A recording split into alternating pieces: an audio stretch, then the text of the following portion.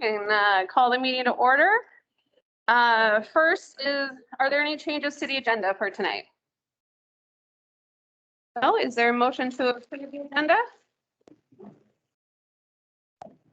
Moved by Stephanie, is there a second? Second. Second by Julie. All right, all in favor, aye. Aye. Opposed, nay. Any abstentions? Motion carries and the agenda is approved. Next is the approval of the January 26th minutes. Any changes to the minutes? No? Oh, sorry.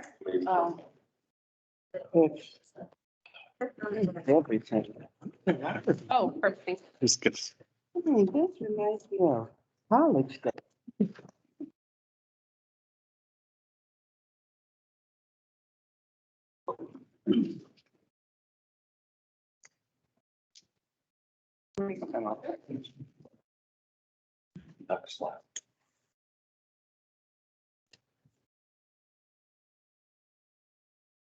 Okay, is there a motion to approve the minutes from January 26th? Motion. Thank you, Steve. Is there a second? I'll second it. Second, thank you, Renee. All in favor, aye. Aye. Any opposed? Any abstentions? Motion carries and the minutes are approved. Next, we'll read the open statement. The last page of your bylaws, if you'd like to follow along. Welcome all to the historic West Des Moines Master Plan Steering Committee meeting. This committee is made up of independent volunteer citizens. The makeup of this committee is determined by the mayor and city council. The committee is not part of the city administration. The steering committee is served in our efforts by the city of West Des Moines staff. The committee's purpose is to partner with the city of West Des Moines to build interest, excitement, awareness, and community consensus around a comprehensive strategy for historic West Des Moines by representing the diverse interests of current businesses, residents, and investors.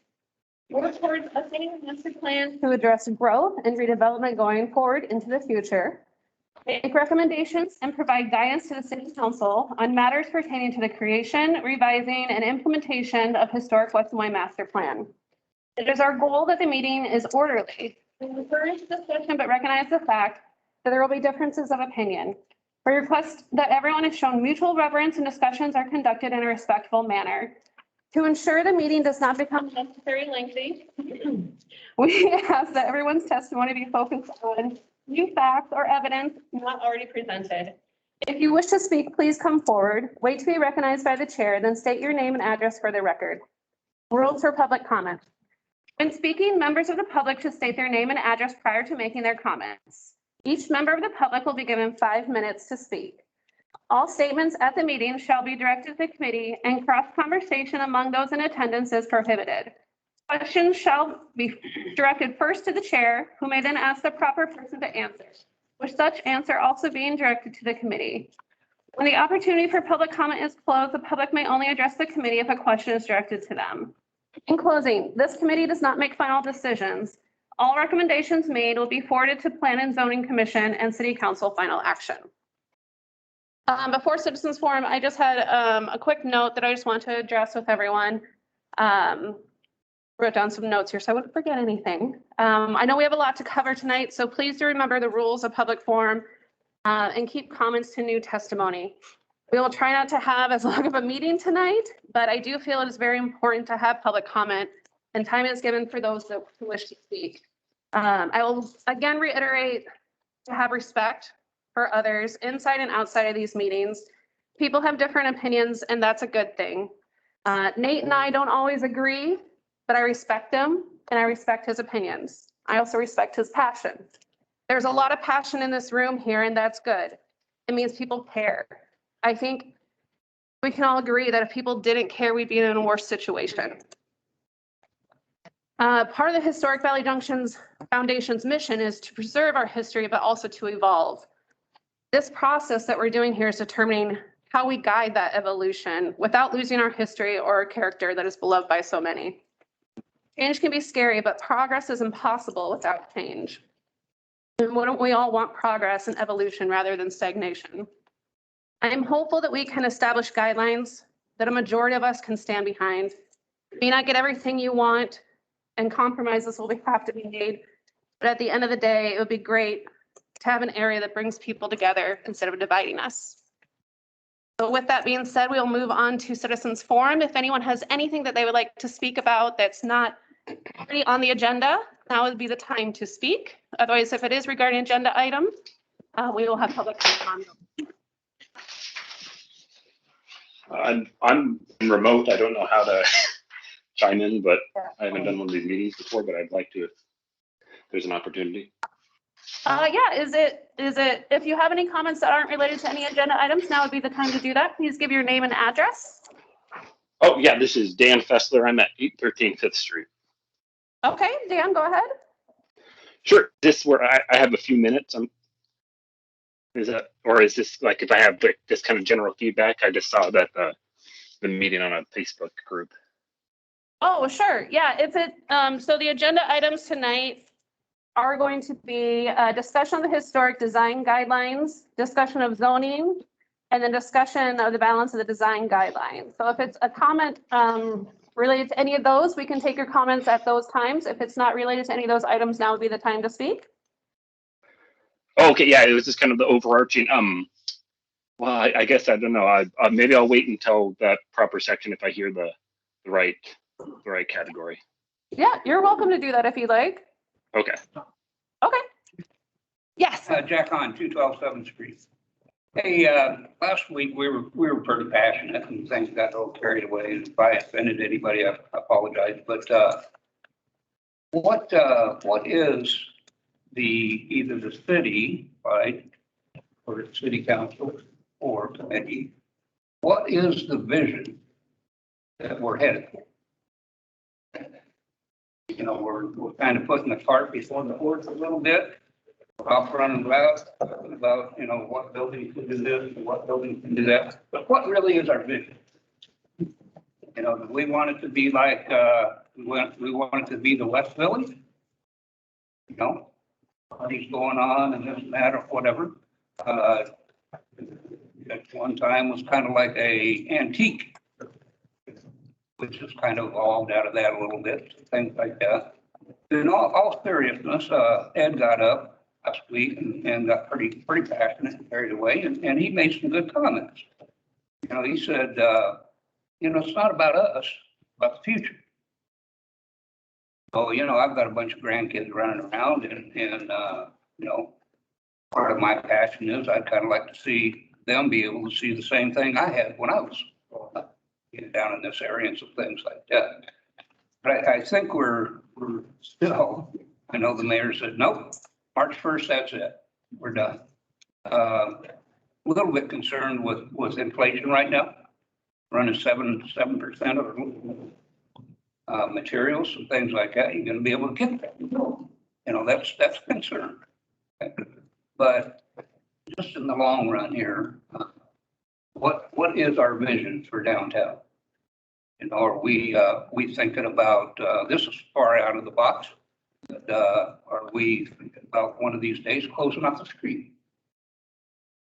Things where you can walk, like some places, like strip malls or, you know, thinking out of the box a little bit here.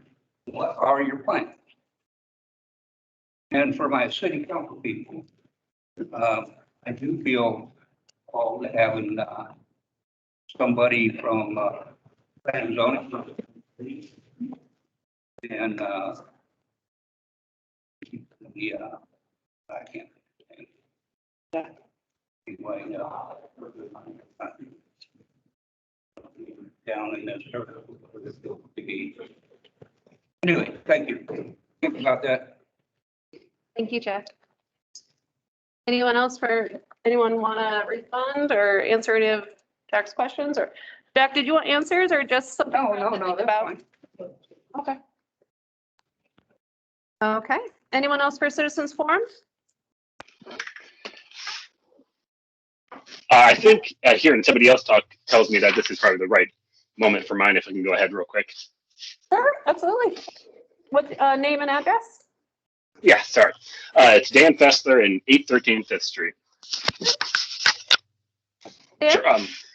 Yeah, I just have some general comments just about the group. Everyone hear me okay? I'm just using a Bluetooth headset here. Yeah. Yep. Yep, we're good. Okay, I'm Dan. I'm 35. My wife and I have a 6-month-old. We're right on 5th Street, like I said. I have a small business called DSM Arcade. I design arcade cabinets for video games. I've been in Valley Junction for about 7 years. I don't know the ins and outs necessarily of the committee or kind of the feedback you're generally getting, but I saw a Facebook post about planning for the junction, so I just wanted to get some input on behalf of myself and my new family. So my wife and I moved here in 2015. I just wrote down a couple of notes, otherwise it is a high risk of me rambling. So I moved here in 2015, and I think, to be honest, like I was a bit reluctant, as a neighborhood to me was just kind of maybe where my mom and her friends shopped for home decor.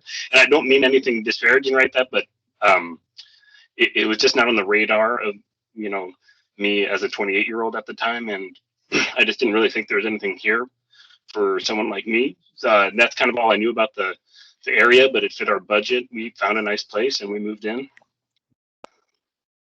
But since then, I really have been consistently shocked in a good way and impressed when I drive up 5th from Railroad and see a new popular store like Boz, or even like a company like Google inhabiting a new office, or especially housing. I mean, I'm definitely a person that thinks the more neighbors, the better. And I've just seen so many Main Street type areas like Valley Junction where development's so tightly, I guess, restricted, and the area increasingly could, when that happens, serve a smaller and smaller kind of niche demographic. So I kind of, at the time, kind of saw the ARC as just viewing this as like a starter home and moving out of the neighborhood once we started the family. But instead, I think Valley Junction really increasingly added new attractive shops, restaurants, bars, improvements to local parks, which is huge for us now with, our 6-month-old. And it just really became more inviting to us and to our new family. So, and more, we have friends from other neighborhoods like Beaverdale or downtown come to Valley Junction because they know they can come to our place and walk down to have a meal and go to a bar and then walk back. It's this idea of this kind of 15-minute city or neighborhood that, I just love, which is super rare in a city where you have to get in a car anytime you want to get anything from anywhere, it feels like. But yeah, I've just been really happy with the things I'm seeing. I won't keep rambling. I'll just say the changes that have kind of been made in the past few years are really exciting, and I'm just excited to see it grow some more. So we're, going to stick around and excited to build memories here for our family. And I just want to thank the people on the planning committee, because I think you're just doing a great job. So if I could just tack on suggestions for future planning, anything that makes it more attractive for people to walk or bike, I think is the right path. I mean, it's great to have, people come in from other parts of the city in Valley Junction because it's so attractive to them. But, because every place else in West Des Moines kind of has that strip mall aesthetic. So I just want it to be a place that kind of serves the people in Valley Junction as well, with, optometrists, a grocery store, things like that. That's just great. So thanks so much. I'm impressed with everything you guys have been doing, and just excited to see what comes next. Thank you. Well, thank you, Dan. Okay, anyone else for citizens forum? Okay. My name is Sarah Kellenbeck. This is a big year for me. I've lived in Des Moines 50 years this year, and I've lived in our house on 5th Street. I live at 602 5th. I think after 20 years, I can remember the house number. But I've been in that house for 20 years. And my husband and I had built a house in Clive 25 years prior to that, raised our kids, got them through pretty much at least their 4-year college, and decided, okay, now it's about us. And we wanted to move someplace where we could have an older house, where we wouldn't be strapped by high property taxes, and where we could just kind of have fun. And one of the first things we did after we moved down here is my sister gave us her 3-year-old black lab, who was a wonderful dog. So he needed to be walked, which got us up off our butts. And we found so many fun things to do. Now, unfortunately, 9 months later, my husband died suddenly. And I was stuck down here with a kid in Boston in grad school. I had a kid in South Korea in the military. And I had my dog, and I had the best neighbors in the world. The neighbors were unbelievable. One neighbor did my snow removal for a few years. Just the way this community wrapped their arms around me. I knew I was home. If I'd been in Clive, I would have been, yeah, not good. So one of the things that I've always liked about Valley Junction is the variety. You walk down Fifth Street and you see restaurants, you see hair salons, you see a barber shop that's been there for a million years. You can tell from the architecture what a lot of the buildings used to be. And I love the fact that it's great. There's no other suburb around here that has anything like the Junction. We have a priceless, I don't know, it's just everything all wrapped up in one. It's just a really great area. And I know that, you know, in the years gone by, it was bars and then it became antique shops. And now it's a nice mix of a lot of different stuff. I like the fact that there are a lot of shops and there are a lot of different shops. Businesses really have no impact on your walkable traffic. The other thing that we've learned from walking our dogs down there, I get my hair done down there, just from being down there. We drive up Fifth at least once a day. Is everyone keeps talking about how, well, it's walkable, we can ride our bikes, blah, blah, blah. But I don't think that you realize how many license plates you see that aren't Polk County. They're not even Dallas or Warren County. People come down here from all over and not just Iowa. So why don't they walk down? That doesn't sound like a good idea, does it? So I think we have to keep in mind that everybody that likes places like the Junction doesn't live 3 or 4 blocks away. We need to continue to realize that we need parking if we're going to help the businesses succeed. So I could blather on forever, but I'm going to let it go at this. But thanks for your interest in it, and long live the Junction. Thank you, Sarah, for your comment. Yes, sir.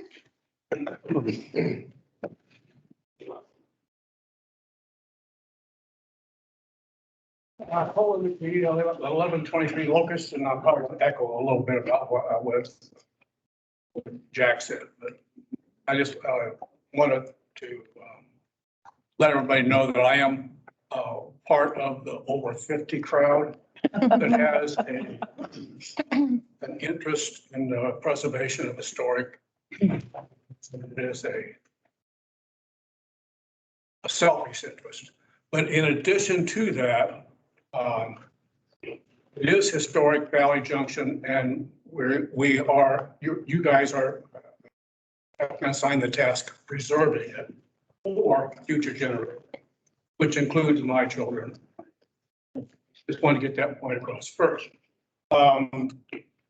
Transitional area kind of perked my ears up because I think in the draft, there was mention made that the purpose of that was that there was not enough commercial area, or the commercial demand for commercial area was the reason for the establishment of the transitional area, which expands the footprint more than I had heard before. And haven't been to every meeting, but I've been to a lot of them, and I never heard it discussed before.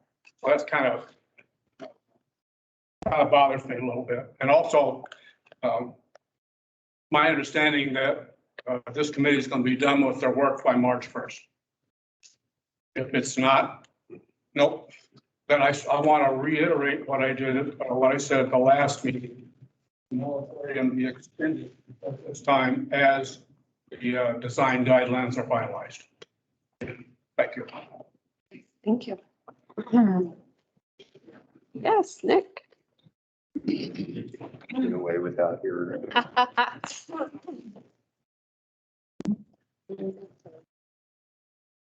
like to start off with a little story. My name's Nick Woggy. I live at 136 3rd Street, right over here. In my youth, grew up in a small town north of here called Belmont.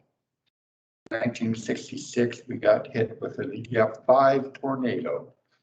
Pretty well wiped out Main Street and a lot of the other part of the town. On Main Street,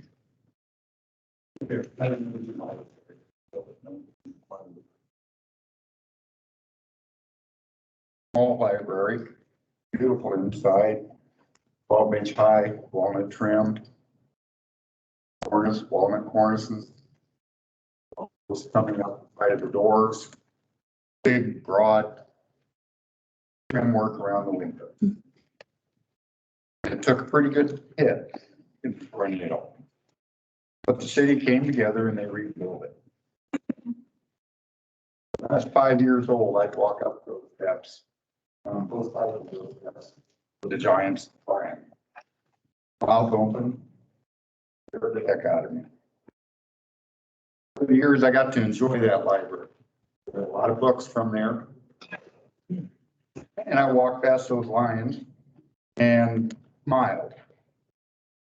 I got used to them. About 10 years later, the library had run out of space. There was a petition going around to tear the old library down. And there was a faction of the city that wanted to see an addition, and that's the old library. Well, at one of the meetings, public meetings they held, I was there. I spoke briefly, nervously, because I don't like being in front of people. And I said, you know, if you tear this library down, you're tearing down a part of history. And once it's gone, you'll never get it back. And I will never forget the head librarian who ran the library there stood up and said, but Nick, we'll always have a picture of it. And from then on, my whole attitude towards Iowans and history is it's great, as long as there's a picture of it. So with that in mind, I want you all to understand this is more than just Fifth Street that you're dealing with, more than Railroad Avenue. This is approximately 200 homes along here that you will be affecting with your decisions the next few days, weeks, months. People have their lives invested here, their life savings, their history, everything you can think of is there in these homes. So don't take this lightly. Do not be so set against what you want. But take into account the 800 to 1,000 people that you will be affecting in the outlying areas. Thanks. Just a question. Have you talked to the residents in those yellow areas? I have. General consensus of what the neighbors want in the transitional areas, if you don't mind me asking? 50% are against what's happening. Approximately. In the transition area, in the transition area for what's proposed for that area. 4th Street, I've talked to almost everyone. And it's running about 50% is against it. About 35%, 40% are for build, tear down, build it. And the other 10% is know nothing about it. And those are the ones I'm really frustrated with. Are those maybe more the people renting? Is there any difference between who you spoke to that are renters versus owners? Okay. Some renters are contractors, construction people. Hey, it's a job for me. You know what? There's more jobs and longer lasting jobs in renovation than there is in new construction. So, but that's about what it's run. Almost 50-50. But there is about a 10 or 15% number of people who are just ambivalent about it. Thank you for that information. Anyone else for citizens forum? All right, let's go ahead and proceed with the first agenda item, which is discussion of the historic design guidelines.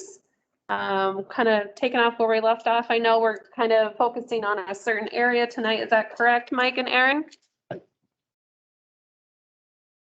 Yes, Okay. absolutely. Sorry, I had to unmute myself. So if it's okay, I'm going to go ahead and proceed. Can everybody hear me okay? Yes. Turn up the All right, volume. awesome.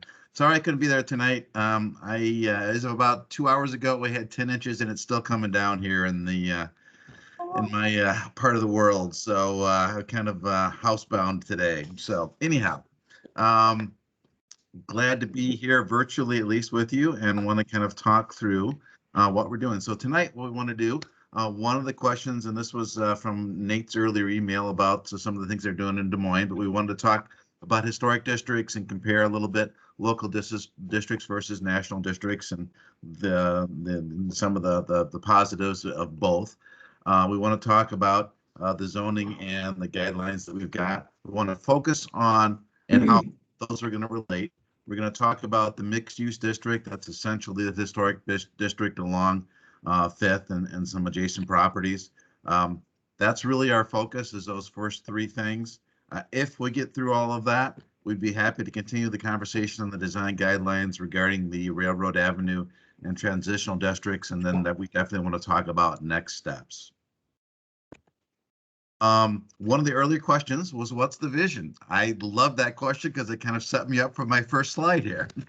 But when we did the historic West Des Moines master plan back in 2016, we defined 5 overall goals for the vision for the area.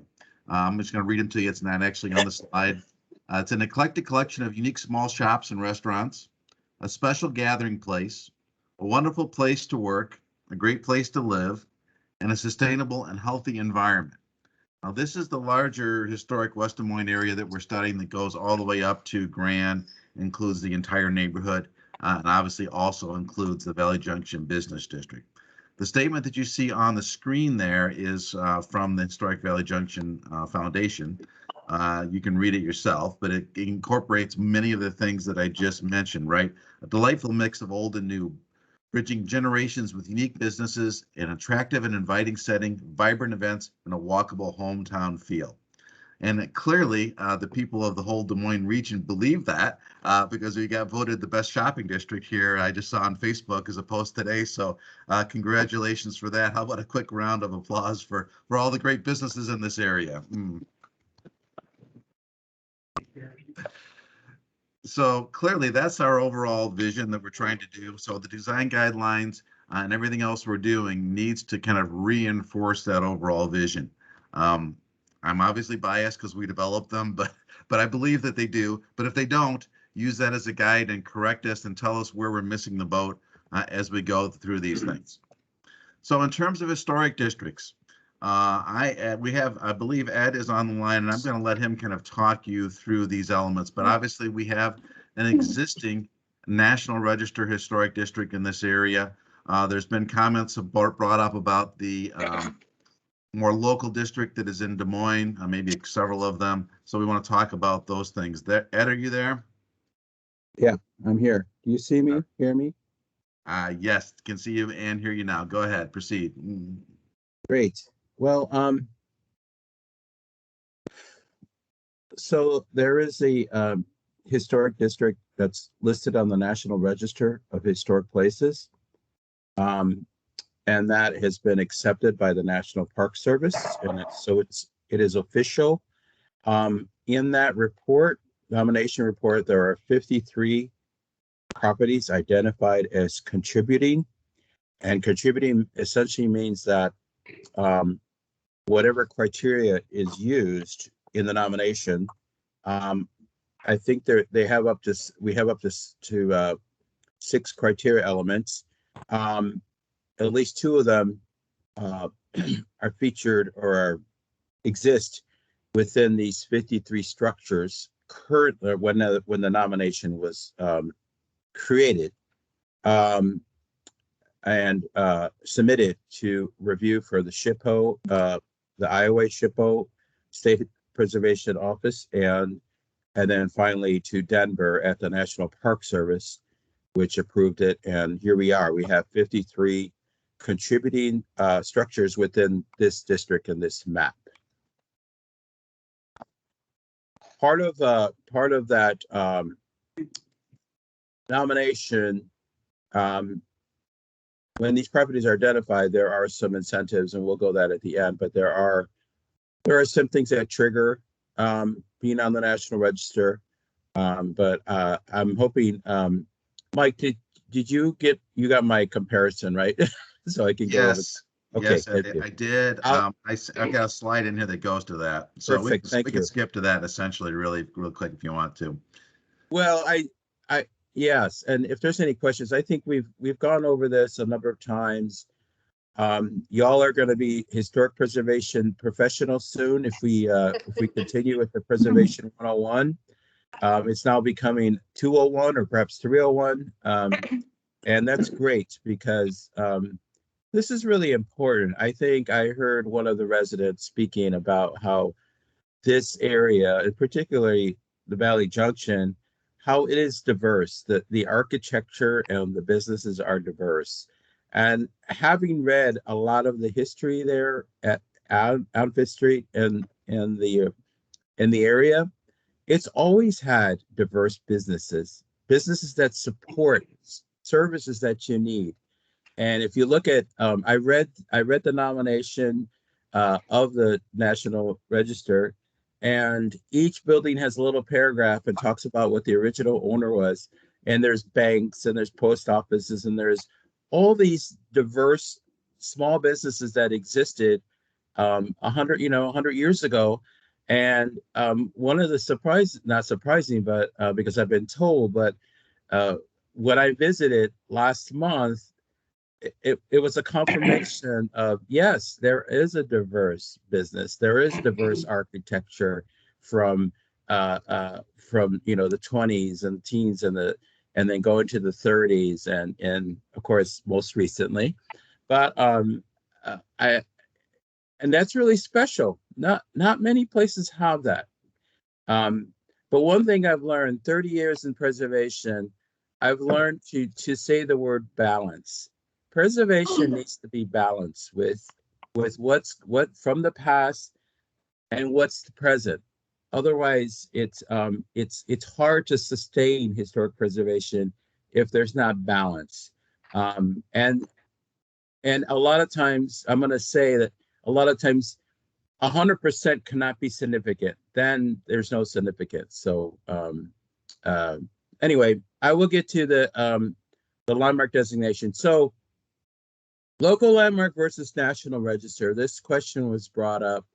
And when you have a local landmark, that's usually becomes part of the ordinance, kind of the municipal code becomes law.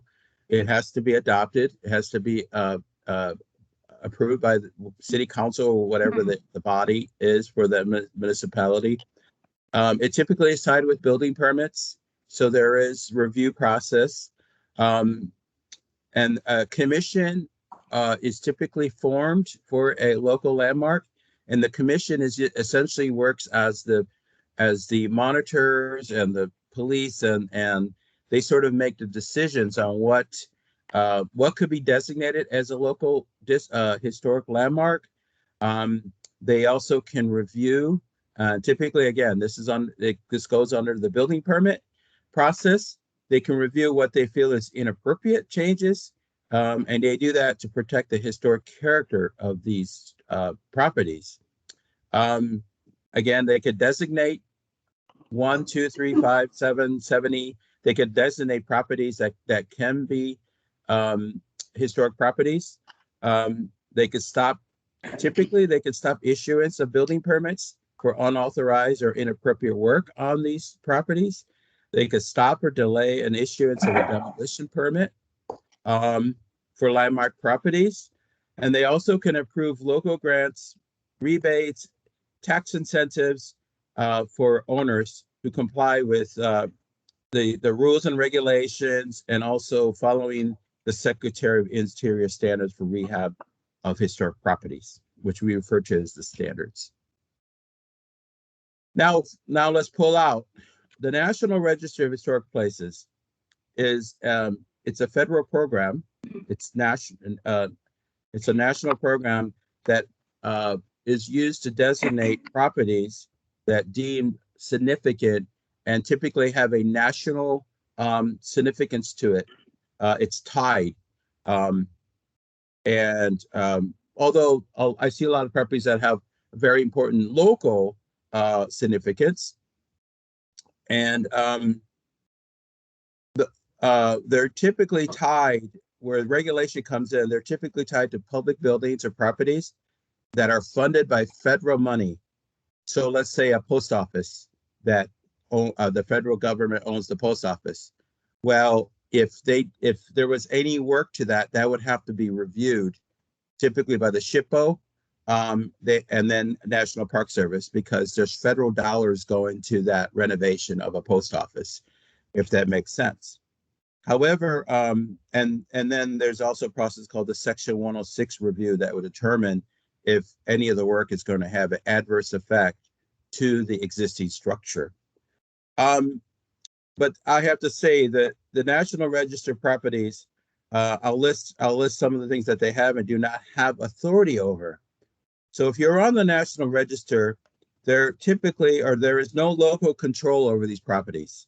They're not necessarily protected by a local entity. Private property owners, we are in the United States of America, we have our freedoms. Private property owners are allowed to do whatever they like to do on their own National Register designated properties. This title typically it's an honorific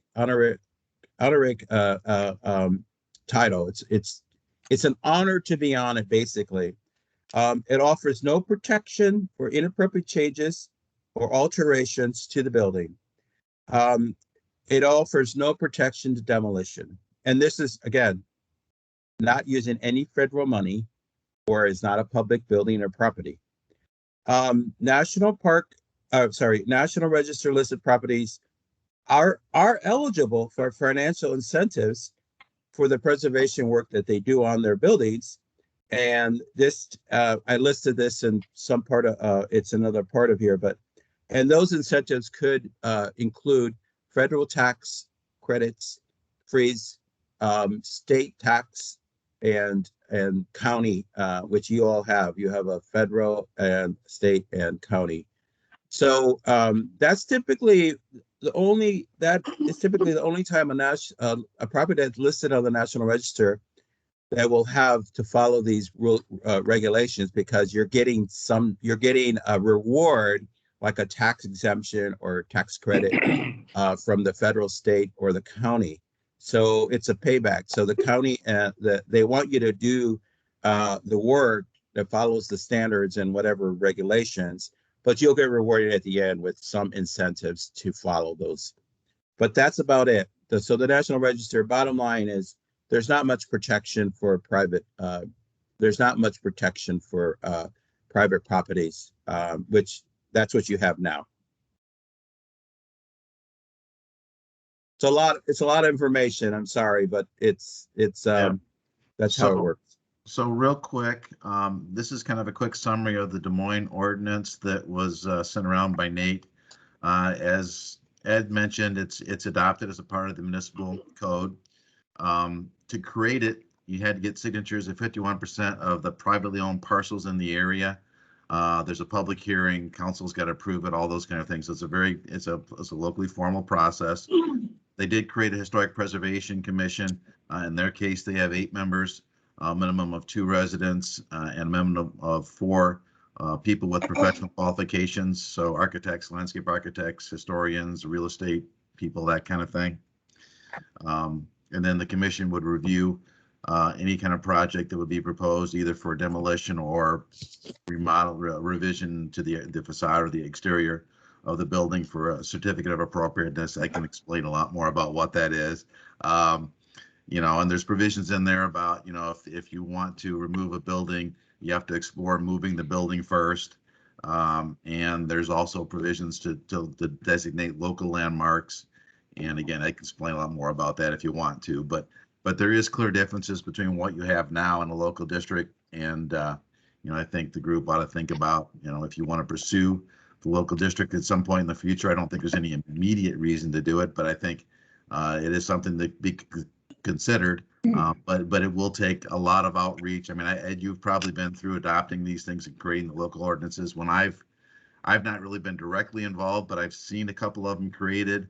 The ones I've seen, like they did one in downtown Plainfield a few years back, and it took probably a year and a half to get it approved. By the time they did all the educational elements and explained things and had people vote on whether they supported it or not that was in the district and define the boundaries and all those kind of good things. Yeah, this is a good example. Des Moines ordinance is a really good example of what is common in many certified local governments, which Des Moines is, which follows this process. Thank you. Thank you, Ed. Open it up to comments, or Mike, did you have more to touch on this? Or no, I think it's a good time to open it up for any questions or comments on the historic district component before we move on to the other elements. Perfect. I was just going to suggest that. Take comments first from the committee. Steve, I know you have some experience in this area. If you want to make some comments. Yeah, so I've chaired 2 preservation commissions in 2 different cities, and you know, there are hundreds of preservation ordinances around the country, and everyone's a little bit different. For instance, Des Moines allows for landmark designation with or without the owner's approval. That's not the case in every city. Some cities that's required. And they generally will affect the exterior unless it's a very, very special example, and not historic Nantucket or something like that. So may or may not cover things like exterior paint colors, and most of them that I've worked with and seen don't cover that because paint is it's a temporary material. You're going to have to repaint it again in the future. A lot of them will talk about treatment of buildings, like you don't sandblast, brick masonry, that kind of thing. So typically the process is, and this could take, like Mike and Ed said, you know, a year easily. There's no question that it could take that long, because it's not just, hey, we're going to adopt a set of guidelines and ask the council to approve it. That's got to go through, the city attorney has to write that ordinance. There have to be public hearings, city staff time to be a certified local government. There has to be dedicated city staff hours to work with that commission. They have to figure out how they're going to appoint the commission. It's not to say it's a bad thing, but it is to say it's nothing that's going to happen overnight. So typically, if somebody's going to propose a project that would affect the exterior of the building, they come, like Mike and Ed said, they come for a certificate of appropriateness, a COA. They fill out that form. They say, here's what I'm going to do, why I want to do it, here's how it's going to look. Not dissimilar to some of the things that we've talked about here in these meetings. And then city staff usually will make a recommendation. We recommend that you approve this COA, or we recommend you deny it or approve it with conditions or whatever. And then it goes through that citizen review period. So it does slow things down a little bit, depending on how often the commission meets and how backed up they are. I've worked with commissions that have a lot of COAs because a lot of work is being done. I've worked in cities where it's 1 or 2 a year. It varies quite a bit. So as far as like the details in Des Moines ordinance, that's really kind of up to the city, you know, how restrictive they want to get. Make no mistake, this is a restriction. You can call what you want, but this does restrict what people can do in terms of the exterior of their buildings. could make it, I suppose, so it's just dealing with the contributing buildings and you're a little more lenient about non-contributing buildings. The commissions I've worked on allowed demolition. You had to come and prove that it needed to be demolished or, you know, maybe it was a building that burned down or something like that. So I think the overarching thing to remember with the preservation ordinance and commission, it is not freezing things in time. It's not like this is January to February 2022 and nothing's going to change from here on out. It's guiding the changes that take place, which I think is a lot of the work that we've been doing over the last few months, working on the design guidelines. So it's important to have those guidelines in place. So if there's a commission, whether it's a commission or if it's approved by city staff and just at the staff level, that they have something to go on. And I think that's what we've done so far. Without those guidelines, people have been within the zoning code allowed to do whatever they want. And there's been unhappiness about that. So I think getting us all to agree, or hopefully all of us to agree on some kind of design guidelines, is going to give people a way to move forward. I'm absolutely a preservationist. I've been doing this for over 30 years. And historic buildings are my love. I absolutely adore them. But I do know that times do change and not everything that exists is historic just because it's 2 years old, 20 years old, 100 years old. I live in a 120-year-old house. It's great. I think it's historic, but it's not locally designated historic and National Register historic. So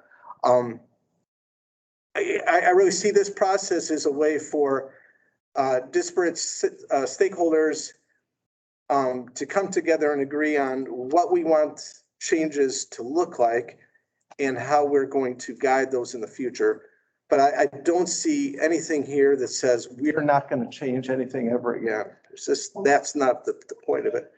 And I wanted to mention too, I don't know that Debbie is on the phone or not, but she kind of mentioned this very briefly at the last meeting, but I want to reiterate, a preservationist ordinance does not require people to restore their buildings or fix them up. That's a building code, that's a city code issue. It doesn't force people to change their buildings. It says, if you're going to change it, here's what happens. So just, and I could talk about preservation all day, but I won't because we don't want another 4-hour meeting. But if anybody has questions, I'm more than happy to talk to them about it. Awesome, thank you. And one thing too is just recently I reached out to our friends at Main Street, Iowa to just say, hey, you know, what are some resources that you can provide us with? So they sent over Dubuque's historical preservation ordinance, which they consider to be the gold standard of historic preservation ordinances. So again, kind of some of the things that Steve touched on too is, you know, they had the design guidelines that they use in according to, in addition to the standards set by the Department of Interior and everything, to kind of base their preservation ordinance off of that as well. So again, what we're doing right now, I think if we decide to go down that road, will tie into that as well. Any other questions? This is at the most basic level, because I think, you know, for me, that's the way I operate at the most basic level, and some things that I think we need to know. And I think maybe everybody in the room here is there a list? Something that, you know, is there a piece of paper? Is there something here in this room right now that we can go and say, okay, this building here on the 100 block and those kinds of things, you know, what is protected? Okay, I'll use that word protected, or the most protected and historical, so that we can kind of get a point of reference in this room as to, you know, what we're working with. What should we be concerned with as far as preserving or restoring or protecting, you know? Is there a list in this room that we can refer to? Yes. Because there is something here in this handout here, that's there, but you can hardly read it. It's so small, and I don't know if this is complete. But there is nothing that's protected. Right. Okay, so. Okay, and that's why Nate brought up. I just threw. And I've been talking about it for years. A historic designation, and I tried to get some consensus and compromise at the last meeting was look at the 1 and 200 block and preserve that because that truly is the historic part of West Des Moines. Okay? And it was as though nothing was ever said. That was frustrating.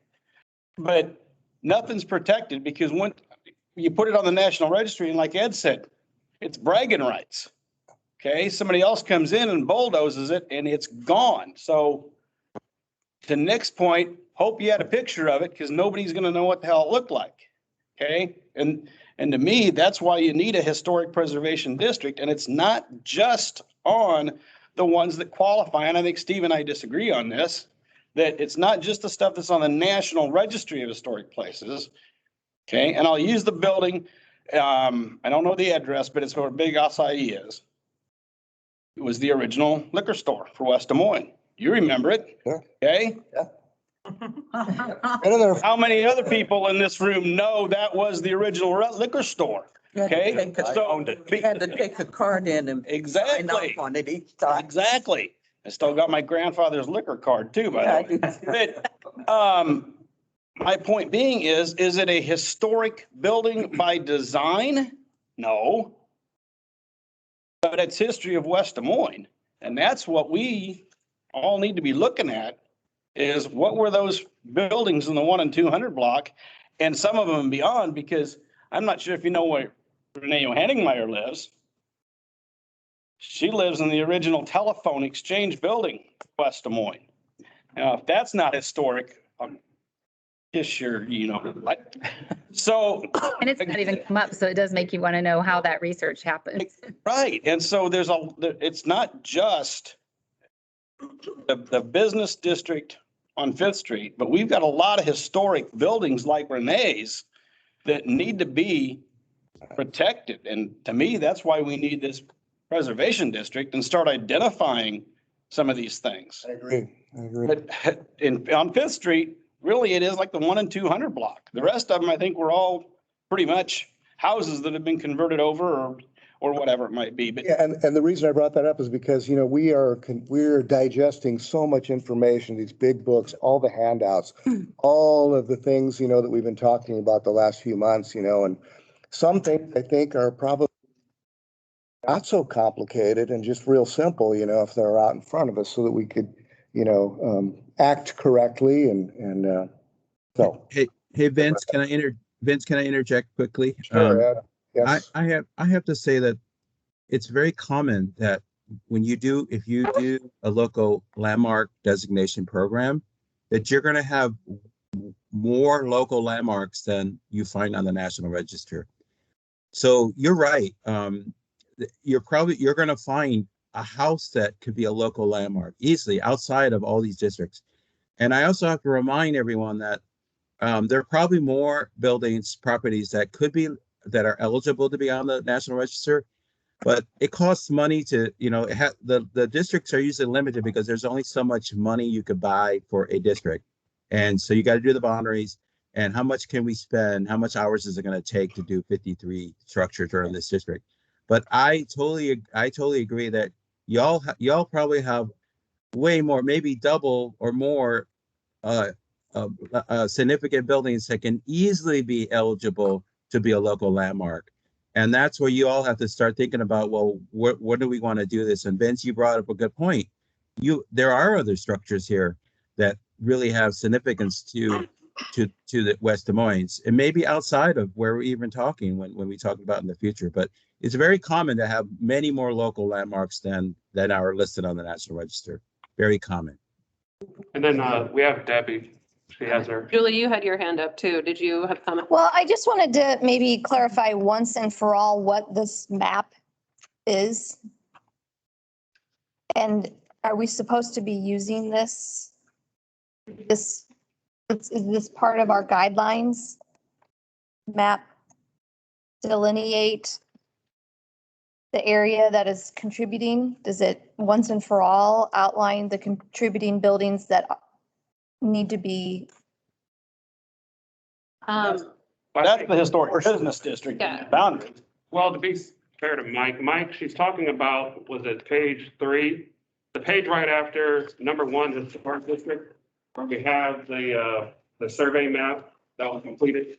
And then you have an example of one of the historic listing requirements. That map is what's listed on the official nomination for the National Register District. That report is available on a PDF copy in a larger size. It's just for reference in these design guidelines, but that can be found in, I think the city has a copy. Whoever has a computer, you can download it. It's a PDF copy. It's about 100 something pages long. And it's a larger map. We just put it in there for reference. We didn't want to put another 100. Want you all to attach another 100 pages to this report. But if I can send a copy of it, I downloaded a copy. It's available online, and you'll see the map, and every address is listed. But we just put it in this here as a reference to show that map is included in the official nomination form that went to the National Park Service. And if I could, go ahead. Sorry, Greg. If I can clarify a little bit, so the map that's in here, and the PDF that he's talking about, that's one of the things during, I think it was our second meeting that we referenced, and I believe we added it to the SharePoint site. I think it was in one of the emails. That when we first started, and I was standing up in front of everybody and giving the dissertation on all kinds of craziness, I guess, at the time, but this was tied in with one of it. So this is just a snapshot of that. So if you guys need to go back and find that again, you may find it that way, or I can try to get you attached again to the SharePoint site, or On Valley Junction's website too. and it's also on Valley Junction's website. So we can work to try to get it to you, but I just kind of want to make a point of how we're trying to tie what we talked about before with what we have going on now. Right, yeah. Bottom line, it's reference material. Okay, so I think that we should either something with this map, or because we can't have different maps going forward, because all of a sudden someone will bring up this map and we're back to square one.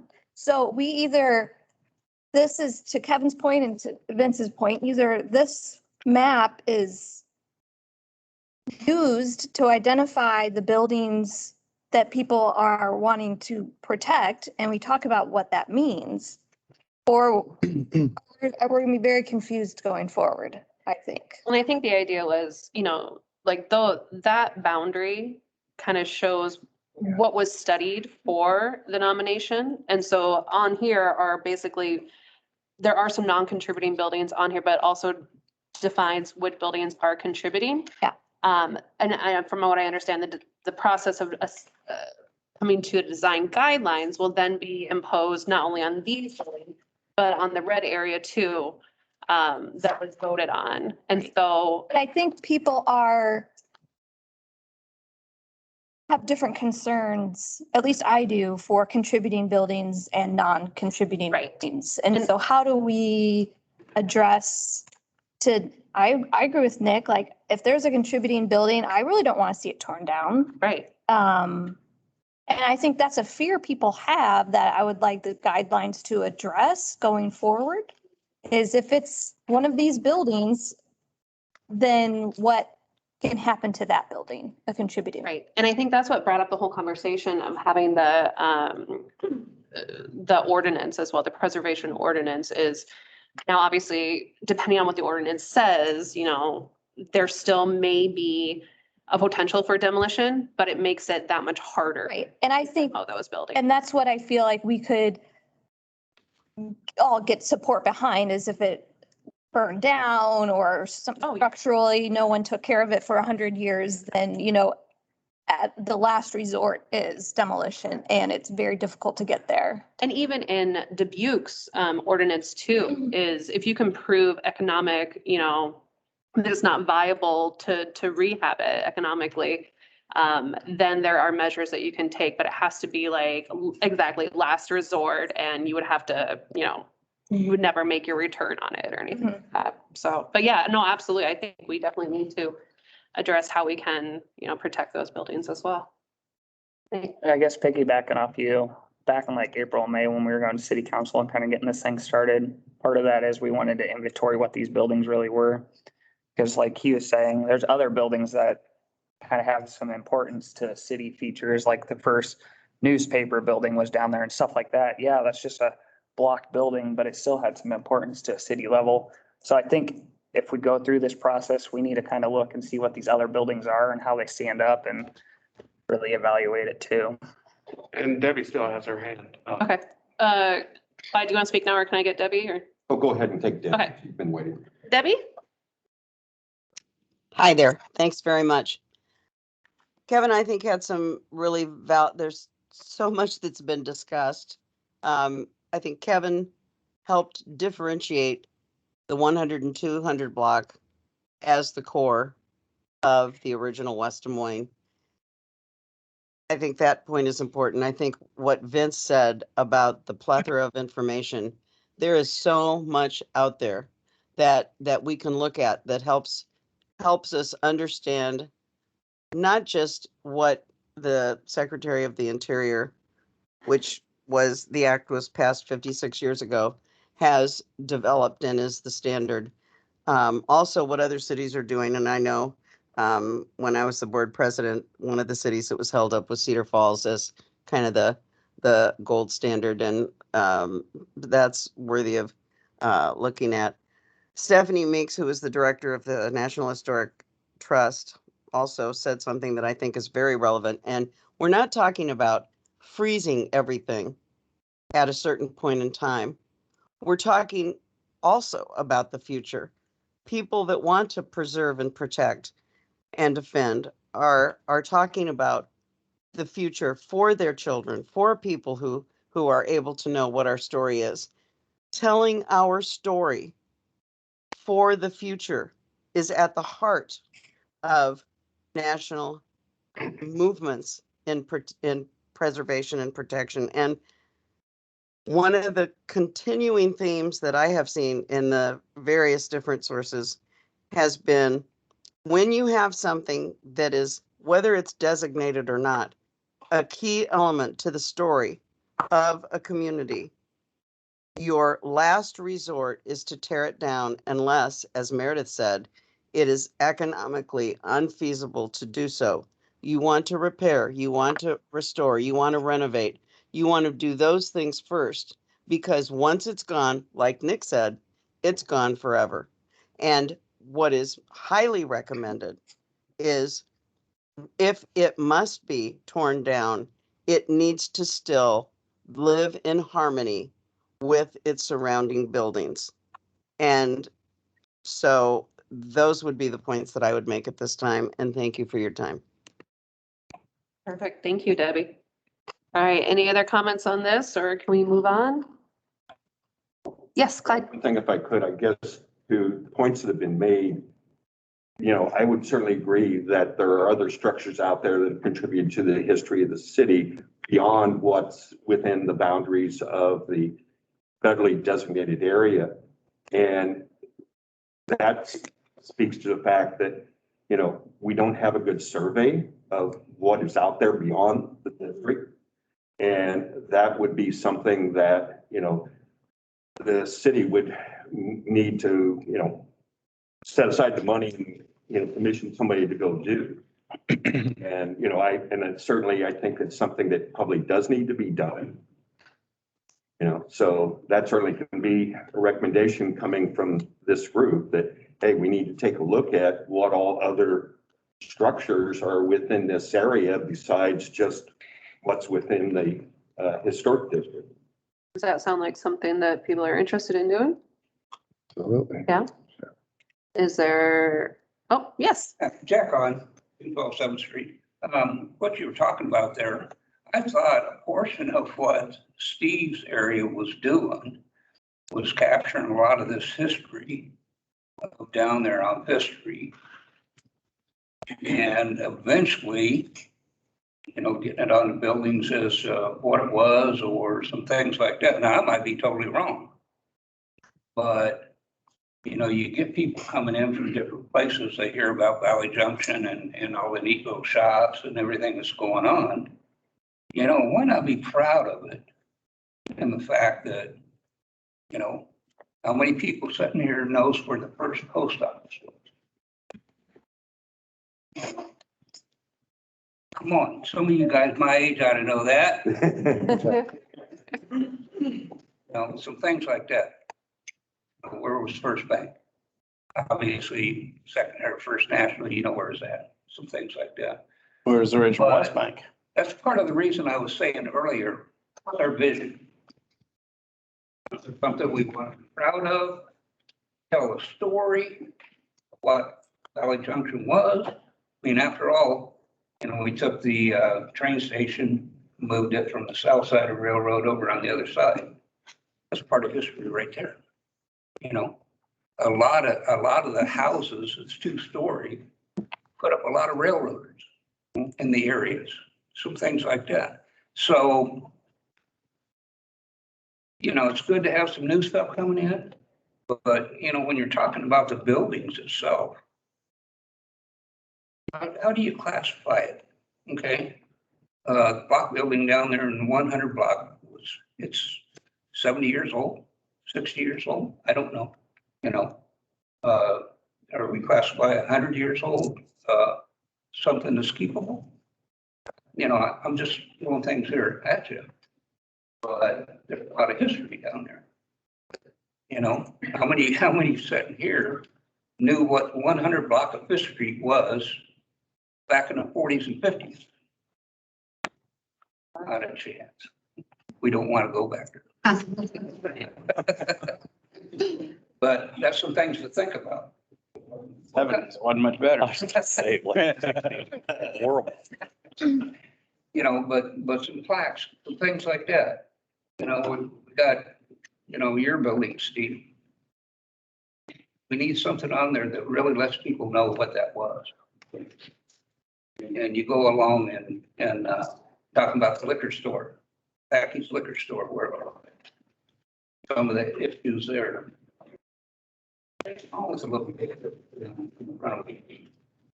Is there something we can come up with and put that on there?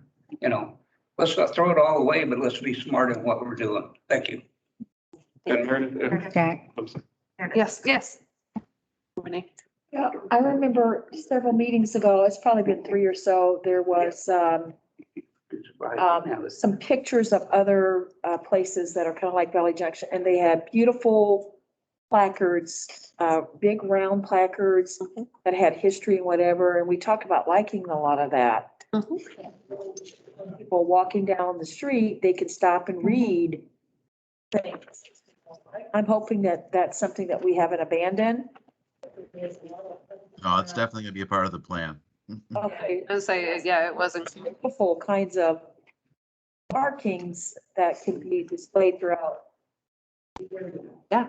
If I'm not mistaken, those plaques, and Debbie might be able to correct me if I'm wrong, but if I remember correctly, those plaques either were created, I think Polk County donated money to either have them done or and they are done, but I don't know they ever got put up. And it's my understanding that the information that was going to go on those plaques wasn't 100% accurate, and that's why they never went up. So I don't know, Debbie, can you clarify that, or? I've got my hand up. Go ahead, Debbie. Yes, that's accurate. And those were paid for by the county. It was part of a designation that we got, 3, 4, 5 years ago. And it is correct that some of the data was not accurate. And that's what caused the dilemma to take place. And I think what this shows is that we really do have to be very, very careful about our research. We have to have people validate from a cross section of the community so that what we put up is obviously we want to be accurate about it.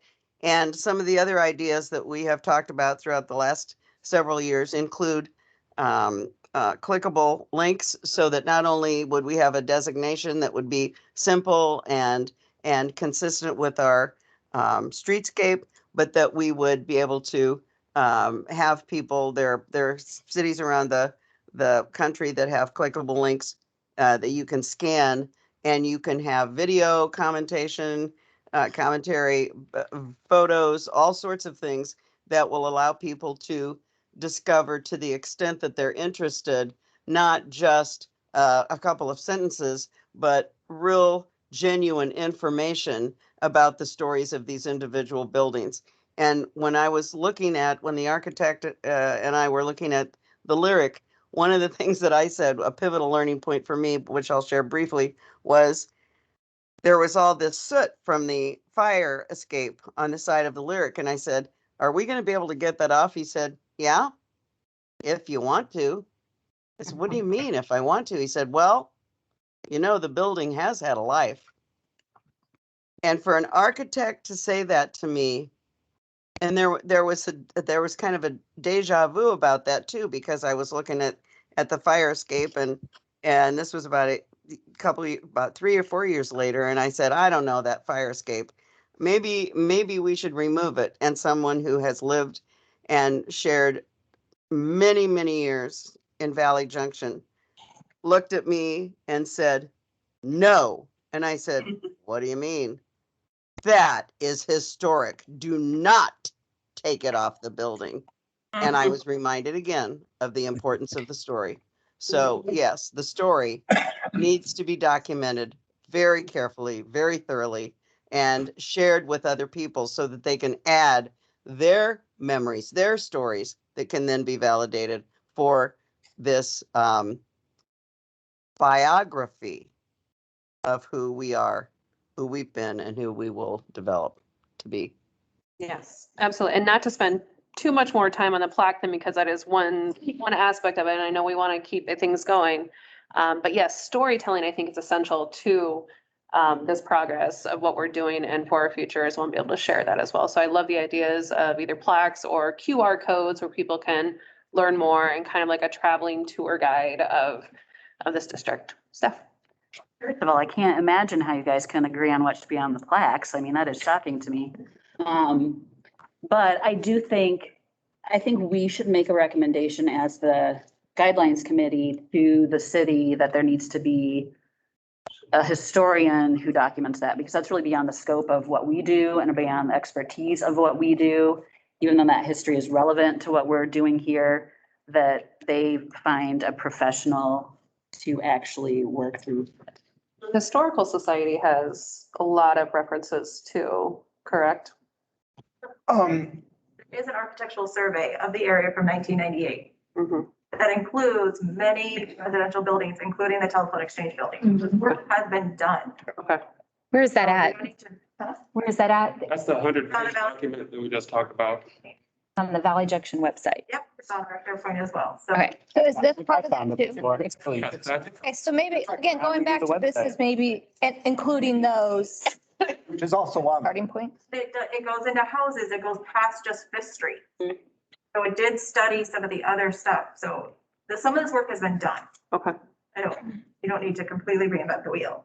I've seen the videos, I've seen some of the pieces, but. Well, and we need to pull it off the shelf and dust it off and hand it out to everybody. I mean, this committee needs to see that. I wanted to revisit, I think we all are in agreement. We want some identification of the contributing buildings and what happens to those buildings, how to protect them. And then I also wanted to discuss what our expectations are of non-contributing buildings when those get a new owner, a different usage and that kind of thing. If it's the same or if it's different. As far as changing the use of the building? Well, we kind of said, if it's a contributing building, we all agree, like we'd hate to see it go. Demolition is the ultimate last resort. I don't know if I have the same feelings for non-contributing buildings. I would welcome other people's opinion. And so do non-contributing buildings have a different path? Sure. Yeah, do we have anything in the guidelines for that, Mike, right now? Yeah, so the guidelines apply to apply to both contributing and non-contributing buildings, right? So anything that's done with any building in that historic business district is going to have to be consistent with the guidelines that hopefully you will recommend and the city council will approve. So it applies across the board. I do have a question for Ed while I've got him on the line. I know he's got to go pretty quick here, but Ed, outside of creating a local district, can you think of any mechanism that would not allow somebody with a contributing building to demolish it? Not now, no, not according to the rules or to, yeah, there are a lot of buildings that are knocked down that are in a district or are listed on the National Register across the country. Private citizens just knock them down. But I think a lot of people do the National Register because they want to get the benefits of the tax and credit. You know, they're doing a large project and they'll get tax credits up to 12 million if they're spending so much, or, you know, they can get a lot of incentives that way. But I think, no, not that I know of, and definitely not not where we're talking about now, this specific area. Yeah. You have a question? And maybe you already answered that. A bunch of these are already on the registry. If you did a local designation, can they still cross? Can they be on both? Yes. So the contributing buildings can still get the benefits? Yeah, I should say, you know, thank you for asking that, because I don't know if I clarified that. Yes, you can. I know of a property that we worked on it here. It's called the Pullman Factory that we worked on. It's not only, it's on the National Register. It's a National Historic Landmark. That's another designation. I don't want to get into that with you guys. It's a local landmark and it's a national monument. It's got 4 layers of protection. I call this protection in some ways, but it's got 4 layers of designation all on one property. So it's going to be changed to a national park pretty soon. They're talking about making it into actually a national park, but national monument is almost the same. But yes, you can have, let me clarify real quick, is the old City Hall is in the district, but it is also a standalone listing on the National Register. So it has its own individual report that somebody did that a while ago. So it's got 2 layers of, I'm not going to call it protection, but 2 layers of designation. It's a standalone listing, and then it's also a contributing property in the National Register district. The more that you all can, you know, do that, the better. And you know, the local landmark designation, you know, we just saw example. We talked about the, you know, the Moines and Dubuque. It's all up to you how easy or how hard you want it to be, how complicated. I think Vince said it's very simple. I think it is simple, but the municipality can decide how you want that to be done. And I know some cities make it very easy to become a landmark, a local landmark. You don't have to write a 100-page dissertation on it. You know, you do an application, you put what the significance, you put a paragraph, 2 paragraphs, whatever, and you say this is historic, and then it's voted, city council votes on it, done, you're a local landmark. So just put that in mind. Think about that, but don't make it so hard on y'all to make this program to work in a year or 2 or 3 years, whatever you can get it through as ordinance. Good. Yes. Just real briefly, maybe this touches on what Nate mentioned. So a couple things, the federal historic tax credit can be used for income producing properties. So that's not going to be available to a single family homeowner. State historic tax credits can be used for residential, for non-commercial property. So there is a difference there. And none of these, you know, I should kind of define it. I'm sure Ed could do a better job than I.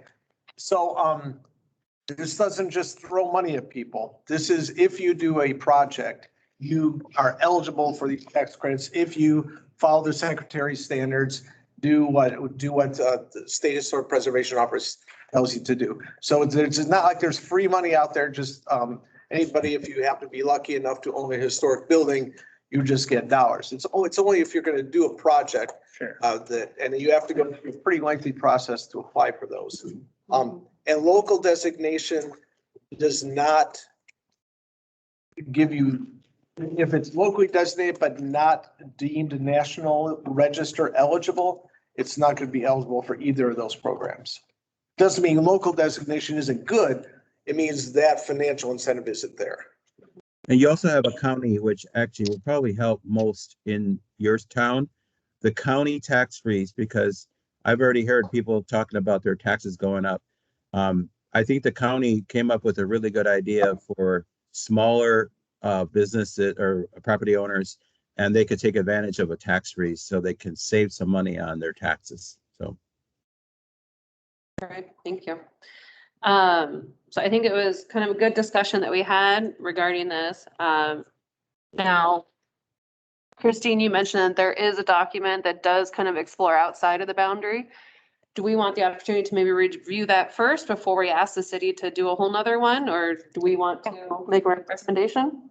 I'm familiar with the document she's talking about. I have that. And, but in there, in the wording though, it says in so many words that it's not a real update. Designate, it doesn't really designate anything. It's only a survey. Right. You know, but it was a very good survey and it lists these properties that, you know, we're all concerned about and more, you know, and the styles of the architecture and those kinds of things. But it wasn't, you know, deemed an official document. It's not an intensive survey. And remember, it's 25 years old, so a lot of things. That's true. Do we want to go ahead and make a recommendation to the city to go ahead and proceed with another survey then? No? Can we just dig up the old one and kind of checks, you know? Check that before we go any further? Yeah. That's what needs to happen because it's 25 years old, but has really anything changed? We don't know. Yeah. All right, so, The same as we would do it from the last one and bring it up to date. perfect. So let's, I know you said it's on SharePoint. Let's make sure we get that to one and everyone has a chance to review it. Awesome. Thank you so much. Okay, any other discussion on this before we proceed to the next agenda item? Is there anyone that has any comment from the public? No? Okay, perfect. We'll go ahead and, Can I say something? yeah, absolutely. My name is Victoria Viock, 801 37th Street. I'm a property owner down here. And I do have a store too. And I just like to say, I love all of this conversation that we're having because protecting Valley Junction is really important to a lot of the merchants. And after seeing some of the construction in the 300 block, it started a panic in Valley Junction because everyone is thinking that someone's going to come and buy a building and tear it down and build a 3-story modern contemporary, you know, housing and have lots of offices and stuff like that. And so I think that just hearing this and knowing that you're all on board with it, and I think Nate was really smart to, you know, bring it up. And I think that's what people want, in my opinion, in Valley Junction, that are merchants, is that they want to see Valley Junction stay historic. And that's what we build our whole brand on. And that's what we've all lived with for many years. And that's what we like. Not that we're opposed to things changing or anything like that, but we definitely want to make sure if a building does get knocked down, that when it gets rebuilt, it looks like the area. So I just like to hear that. Absolutely. Thank you, Victoria. All righty. I just want to make one comment. What I've heard, though, the act of initiating and chaperoning preservation is on the private owner. Like, it's the person who owns that building is the one who takes the steps to preserve that building. Like, we're not all going to pick up some jackhammers and go help all the buildings on our own time. I mean, please do, actually, if someone asks you, but like, there's not the city that goes and saves all the buildings. There's not the Preservation Commission that goes and saves all the buildings. It's the private property owner, because this is America. You own your property, you own your building. You're the one who makes the decisions to preserve it. So I feel like we're losing that reality, and Ed and Mike have been reminding us that. Yeah. It's still the private property owner who's responsible for getting that ball rolling. Correct. Preserving the building. I feel like that's gotten lost, and there's the city and council and the committee, but it's the private property owner who does that. Yes. So yeah. So if an ordinance does go into effect, then anyone who wants to make changes has to present their design to the commission. The commission has to approve that.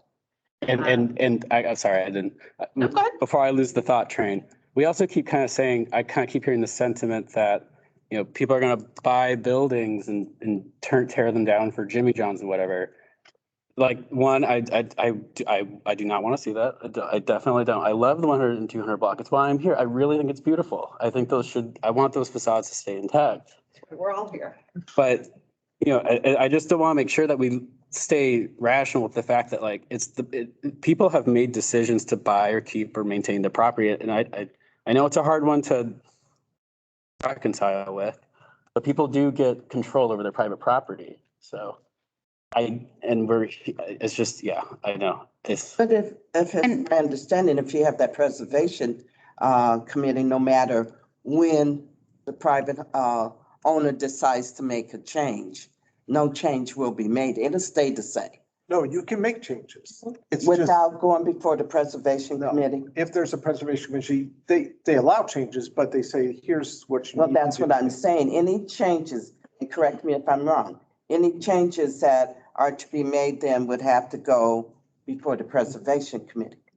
And sometimes it's as simple as they have a list of kind of pre-approved changes that you can make. But then for more in-depth ones, then it would have to go before the commission. And then you aren't allowed to deviate from that design. And they can tweak it, they can change it for you, but you cannot deviate from that. That's part of the certificate of appropriateness. Yep. And hopefully, I mean, just in the neighborhood, a little peer pressure. I mean, I agree with you that this is America. These are our properties. If it's our home, I could use mine as an example. Right now, I can do what I want to it, but I live here because it is historical. I've put a lot of money into making sure it stays historical along with other properties that I have. I mean, that's without any money. I've not gotten any money. But when it's not, it's your property, you've invested it, but when you're using taxpayers' dollars to fund it, well, then that changes the story on, I think, what we all have input. So yes, if the buildings came up, we've talked about that. If the buildings come up and it's all your money, I too would have difficulty saying, wow, this is America. You can't do what you want to do. Like me, I could do what I want to do, but I live here because I obviously like the historic neighborhood. But when you're getting in, millions of taxpayer dollars, then I think that They're matching. there should They're be. being matched. I mean, That's still it's a huge. There's the public. Yeah, I think we all know that, but it's not just you investing it. I think there's a huge difference between the two. Okay. If it was somebody's own property and then they'd put everything in themselves, I have a difficult time, all of these rules, it makes me uncomfortable. But when you're taking on and you're wanting taxpayers' dollars used, that changes the story in my mind. That's my strong opinion on that. And I believe the design guidelines that I hope are getting close to doing a vote on or something on, like those will at least help. We have runway here to talk about funding. That's a whole chapter of this. Let's do a better job of. I'm totally on board with that. I'll show you my cards. Like I'm on board with that. Yep. I read the policy that led to the upper story housing funding, and literally the third bullet point, new construction was completely okay. And we didn't have design guidelines. And there are some of you who have been here a lot longer than I have, who probably should have seen that coming. And now here we are. It's true. I'm not blaming anybody. I know that it's just like, there are people here who are before. Well, I mean, that would include the city. I mean, whoever read that, whether they put them together, that's where we put too much trust into, the city making those decisions. And I don't know exactly how that got put together without anybody thinking that the outcome was the outcome. That's a struggle, I think, for a lot of people. Let's try and keep this to future progress and not what has happened. Yes. Quick question. 136. And by passing these preservation rule regulations, does that foster a turnover into the older home from the older building? Does that foster a turnover from the original owners to a new owner who is more in line with a preservationist ideal? Does that did I get that out right? I don't know. Say it again. Yeah, I did not. You can talk to the microphone, wherever the microphone is. Say it in a different way. Julie. Are you asking if the designation is transferable to the new owner? Does passing these preservation rules Yes. a community passed these preservation rules, does Yes. that foster a turnover from original ownership to an ownership more amenable to the preservation ideal? There, got it. Thank you. Yeah, I heard you clearly. Thank you. Well, the designation is to the property, not to a person. It is the property that is designated. So there's no transferable. It is, if it's 105 Fifth Street, whatever, I just wrote an address, 105 Fifth Street will be designated as a significant property. So if it's No, sold, I understand that. but the benefits are only one time. People want to sell their property and have another new owner come in with a more preservationist ideal. Has there been any study on that? Oh, I don't know. I don't know if I could respond to that because I don't think that's tracked.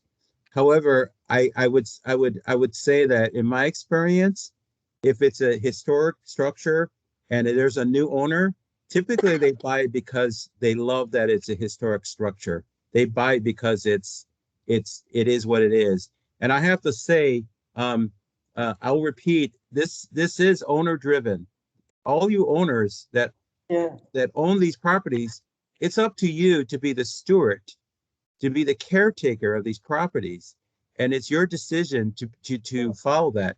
And from what I've heard, and I've met you now 3 or 4 times now in meetings, many of you, if not all of you, are great stewards of these historic properties. You all care about them so much. And I think when it's transferred, and you're already, how many generations are we talking about now? 4 or 5 generations of perhaps turnover of properties. And you all still have that passion, and you care about the historic, you care about your storefronts. You're not going to knock them down because you care about what you have now. And that's a good thing, but it is the owner has to be at the driver's seat on preserving their own properties right now. And you all seem to be a good steward and good caretakers of that. Wonderful. Thank you.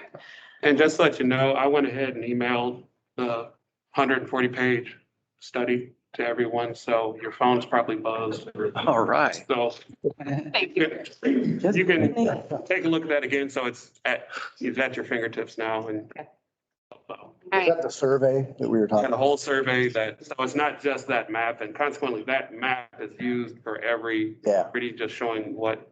In the wording I found it said that the survey of Valley Junction document, it's described as an architectural, historical reconnaissance survey, not a designation of historic preservation. So it's something we could use. Talk about 2 different. Right? Yes, 2 different things. I was talking about the 1998. Right.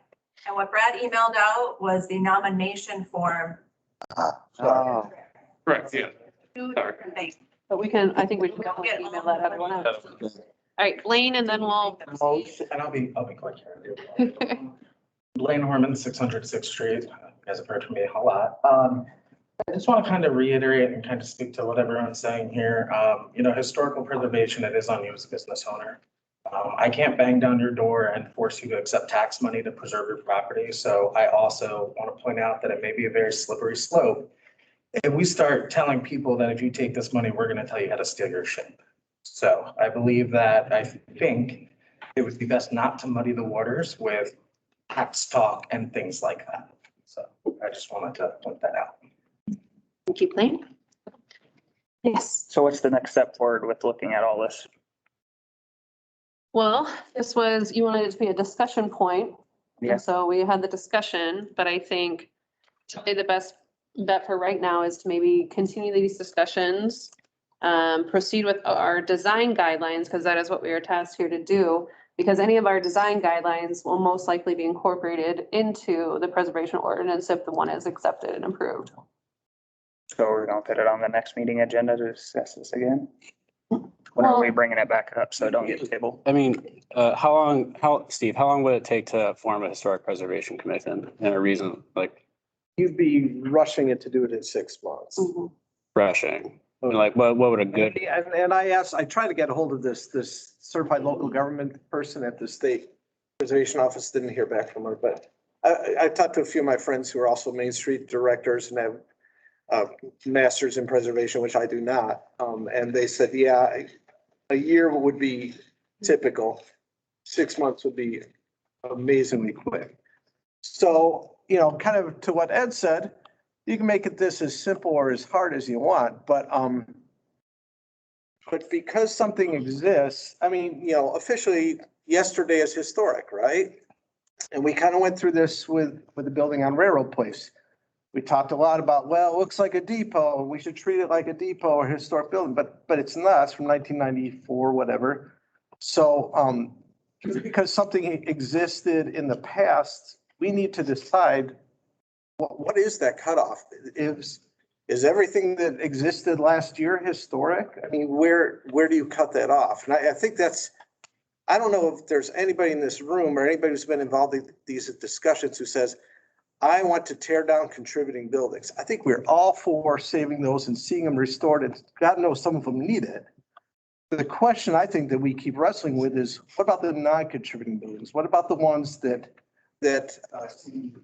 2017 were not deemed contributing? If you look on that map, there's not many of them that I think we would argue. That doesn't mean they're bad buildings. You look at Seltzer, it's a nice building, but it's built in the 90s. It's not historic. Yeah, I think we can all accept that. And remember, this is a very small area compared to what we're talking about. And then you have, the Main Street. I printed this off. So we talk about the Historic Valley Junction Foundation. This is us. This is the Main Street District, which is larger than the Historic District, but smaller than that. So we have a lot of maps going on. But, from our standpoint as a foundation, this is the area that we are most concerned with. We want to get along with everybody around us, but this is what we're concentrating on here professionally as an organization. So. And I think also too is, part of this process is having meetings and giving public input. So I think we have to have the opportunity to talk to our property owners about this and see if they are interested in this process. Because with this, if this is in order, it is going to be a more substantial financial commitment for them to fix up their properties, because they are going to have to do higher standards of items. And if your window is broken, you can't just take out your wooden frame and replace it with a metal one. You have to actually repair and, That's not true. That's if you're going off of historic tax credits. If you're doing a local ordinance, you can write that damn thing any way you want. Yes, Meredith. that is. So you're getting all wrapped up, and you're talking about, everybody wants to save the contributing buildings. Okay, I still go back to the liquor store and the West Des Moines Express building. Okay. Now, Steve, I know you've been here for 2 years, and West Des Moines maybe doesn't mean a shitting thing to you, but that's the history Out of order. of West Des Moines. That's the history of West Des Moines, and that's what these people around are wanting to preserve. And so it's not just what's been around and looks all architectural historic. It's the what tells the story of West Des Moines. That's what we need to be focusing on. So it is not about what windows you put in and what doors you put in. It's saving those buildings, being able to tell the story, like Jack said, to the kids. I'm going to interject. Now. Sorry. I've learned a lot. I've seen a lot. The Historic Valley Junction Foundation on Facebook, Twitter, Instagram. I've learned a lot about Valley Junction through them. So throwing them under the bus like that, I just don't think that was a fair move. They do their job to remind people why Valley Junction is historic. Like I've literally seen old pictures from 20s, 80s when it was a dirt road, when the tram track was going down it. Steve and I have clicked through picture reels of what Fifth Street looked like on all those decades back. I just mentioned, and my takeaway from it was the current skyline of the 100 and 200 block actually has not changed a whole lot in a good way. The actual building heights and the facades hasn't changed a whole lot in probably like 80, 100 years. I know the uses have and the memories have. And that's what's trying to be preserved, Mitchell. And no one, where there aren't bulldozers That's why we're here. I feel like we're here to do these design guidelines, and now tonight everyone's like, we got to preserve the story, which is not part of That's what the original charge was. I don't believe But that was it's the original charge. kind of the brand recognition that what brings in the visitors and what brings in the money, what brings in the revenue and holds the history. Yeah, that is kind of the design work is, I think, all encompassing. No, I've got, Border. Everything back on track here. Okay. Yes. I would suggest that we move on to the agenda item, because as I keep perusing through all of the work that we've been given to review, I think you'll find out that what you're talking about, we've already addressed. I think you'll also find out that it's addressed some of your concerns to your satisfaction. And if not, take a look at what has already been proposed and see where we're at. And I think we can move forward. If not, we're going to just be stuck here. A lot have been done. And the designs that we've looked at, the designs in the surveys, the architectural, the design survey, I think they're going to answer a lot. Now, as we're talking about preservation, and I'm all for preservation, I'll say, I will say to everybody in the audience, all the residents, I feel you. My family have been in this area over 100 years. So I feel you. I have that compassion when it comes to Fifth Street, 100 and 200 in particular. But when we're talking about preservation, what we're doing here is what the Preservation Committee would have done to a certain extent, to a very large degree. So I'm for that, but what we're doing now, we have to move forward. And I think it's only fair to all of us, both the residents and to all that the committee has been charged and have done, is to look at what we've done and see if it doesn't answer your questions, see if it doesn't satisfy. I think it will. And Ms. Viach, she made a comment that once, I don't know if I'm saying this correctly, but that to look at it and then to say, okay, if a building is going up and it still has a historical character, maybe that's something that would be acceptable. That is what we have been talking about. And the survey will show you what it looks like. And I think we should move on so that we can share it. I do, absolutely. Renee, Renee, you had your. I'm going to yield given what Ms. Village just. Absolutely. Nate, and then. Kind of going off what you're saying, yeah, it's going to take a year. And that's kind of where my opinion was. If this is something we want to pursue, I think we need to get the ball rolling on it. So we got a March 1st deadline. So if it's something that we do want to preserve these buildings and not see our future of tearing these down, we need to get the ball rolling because March 1st is going to be here. And if it's something we really do want to preserve these buildings, there's nothing stopping them as March 1st to protect them. So if it's something but that we want to pursue and talk to property owners, owners responsible for their property and they're responsible for who they. that goes back to the survey. Like that's, You go with the 51% and you got your 51%, maybe it's 75, maybe it's 20. We don't know unless we do our due diligence. But I think there's a way to deal with that issue. How so? And I'll explain. The moratorium as it stands, in all fairness on both sides, we're talking about April almost going on a year. And if I'm correct in my review, it came before the council in November 2021 and it was extended. To March, yeah. To March. So I think that March 1st deadline for all purposes, that's the end of the moratorium as it exists. Does that mean as you're taking into consideration the preservationists, that they couldn't come up with something else likened to a moratorium, but not against the buildings or in the nature as it is, and make it more specific? And if anybody have any ideas on how that can be accomplished? I'd be all game for something like that. Mitch, do you have any idea possibly on how that could be accomplished? I mean, I think we could entertain putting a demolition moratorium on the 1 and 200 block on contributing properties as of a date that we can pick, maybe yesterday. With a clear exception, because it's not even a contributing property, for 111 Fifth Street, because they've already gone in front of us.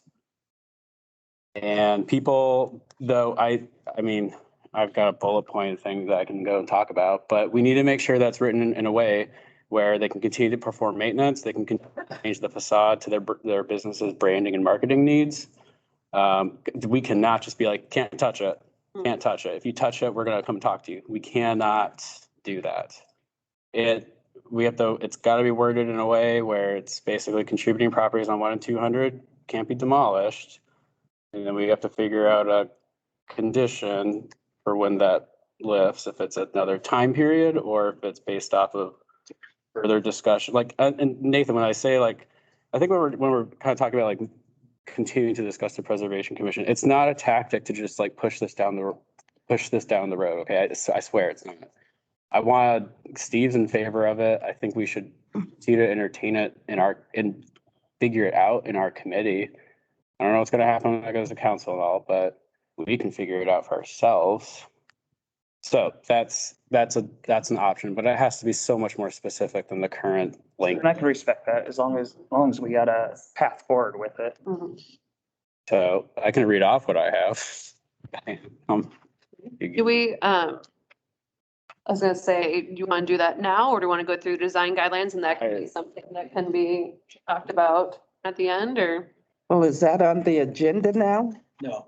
Okay. I'd rather, Meredith, we stay on agenda, please? I would say, because if we can discuss the design guidelines and then, because basically we're gonna be presenting these design guidelines to P and Z and the council. And then, because again, council is the one that's gonna make the decision about the moratorium. Now we can make a suggestion as a committee. This is what we feel would be an appropriate stance or anything like that too. Because I really want to get to the design guidelines, because in the event that I literally have no foresight to this. I am not that engaged with commercial property and all. I just got a house 2 years ago, so give me some time. I don't know what else other people have plans for on the 1, 2, and 300 and 400 block, which are in the mixed use zone, but we need to do the guidelines so that if anything changes or anyone builds anything new on a non-contributing plot, we have guidelines. And then Steve, I think you know, in some conversations we've had, these guidelines can be tied to when people like pull building permits, right? Or like when they build in the district. So it doesn't have to be a part of the commission. Mike, is that how the guidelines would be enforced? Like, if you need a building permit, you go to city staff and they approve it based on these guidelines, right? Okay.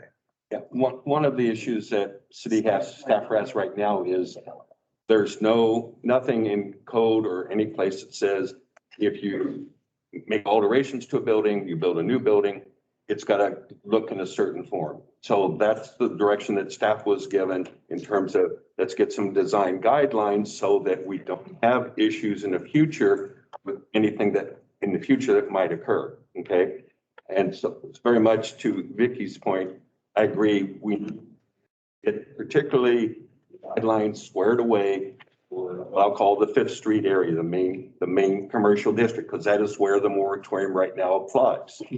And I think a piece that we need to get care of. Now, is there more that we can do? I think certainly, yeah, to Nate's point, so then the next step of we look at doing historic preservation ordinance and different things like that. So. Can we at least, I guess, yeah, so is there a way that we can at least be confident that the guidelines aren't just like suggestions? Like when people do replace contributing properties, yeah, and is there a mechanism for that, or that? Actually, that's something I'm It goes before the city council. Okay. Recommendations. Because these are guidelines, and what Mike's got some recommendations for how the guidelines get incorporated into the zoning ordinance, which is actually then state law. Okay. So I'm kind of preempting Mike a little bit here, but that's on your agenda for discussion. Since we're at the 2-hour mark, I think, is it okay if we go ahead and proceed? I just have one more question. I want people to know that I come from, we don't have a good relationship with development right now. And I want to get us to a healthy relationship with development. And so if the guidelines aren't addressing what people are fearing, anytime something happens, we're going to have a contentious relationship with it. And so I still don't think that we've addressed whether non-contributing buildings torn down and rebuilt. Okay. That's not part of the guidelines. I know, but if we don't address but that, we're that's- not gonna have a that's healthy the- relationship with development. Next. I would like to address it, but I think let's do it after the guidelines. I think we just need to get, because we have this number 3, we got to get through this, and I think it's gonna, I think we have to get to the guidelines first and then we can come back to. I talked about what we can. a tear down moratorium. I want to propose that to the group, but after, I just want, like, personally, I want to just get through the guidelines, and then we can talk about it. Julie, I think your point's well taken. And I think, and we can have Mike address this, I think it has been addressed. They do it on an area basis, so it's based on the area, not individual components or lots. So we're gonna have a set of rules that will apply for the historic district. That'll address non-conforming and conforming, create an outcome that'll allow us to make sure we're respectful of what we have and respectful of what we do. Is that right, Mike? Yes, exactly correct. And Debbie does have her hand up. Me. Hello. Is my mic on? I think it is. I mean, I know it's on my end. There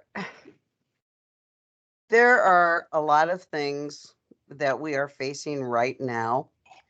I absolutely think that we need to talk about the design guidelines, but I think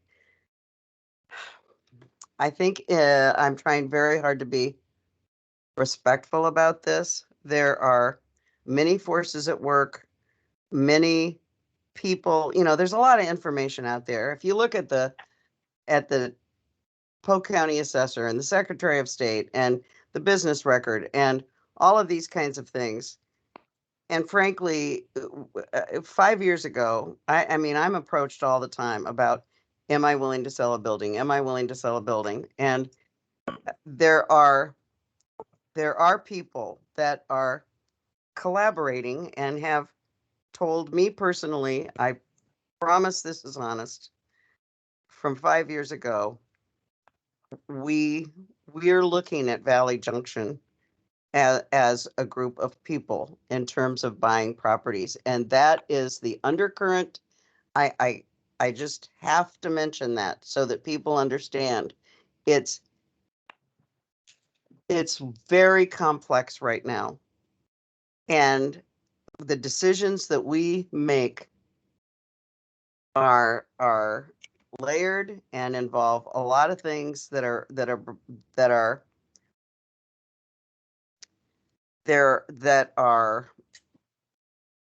going to affect our brand, our reputation. City View, last night, as some of us have read from Steve's post, we won the award for the best shopping district.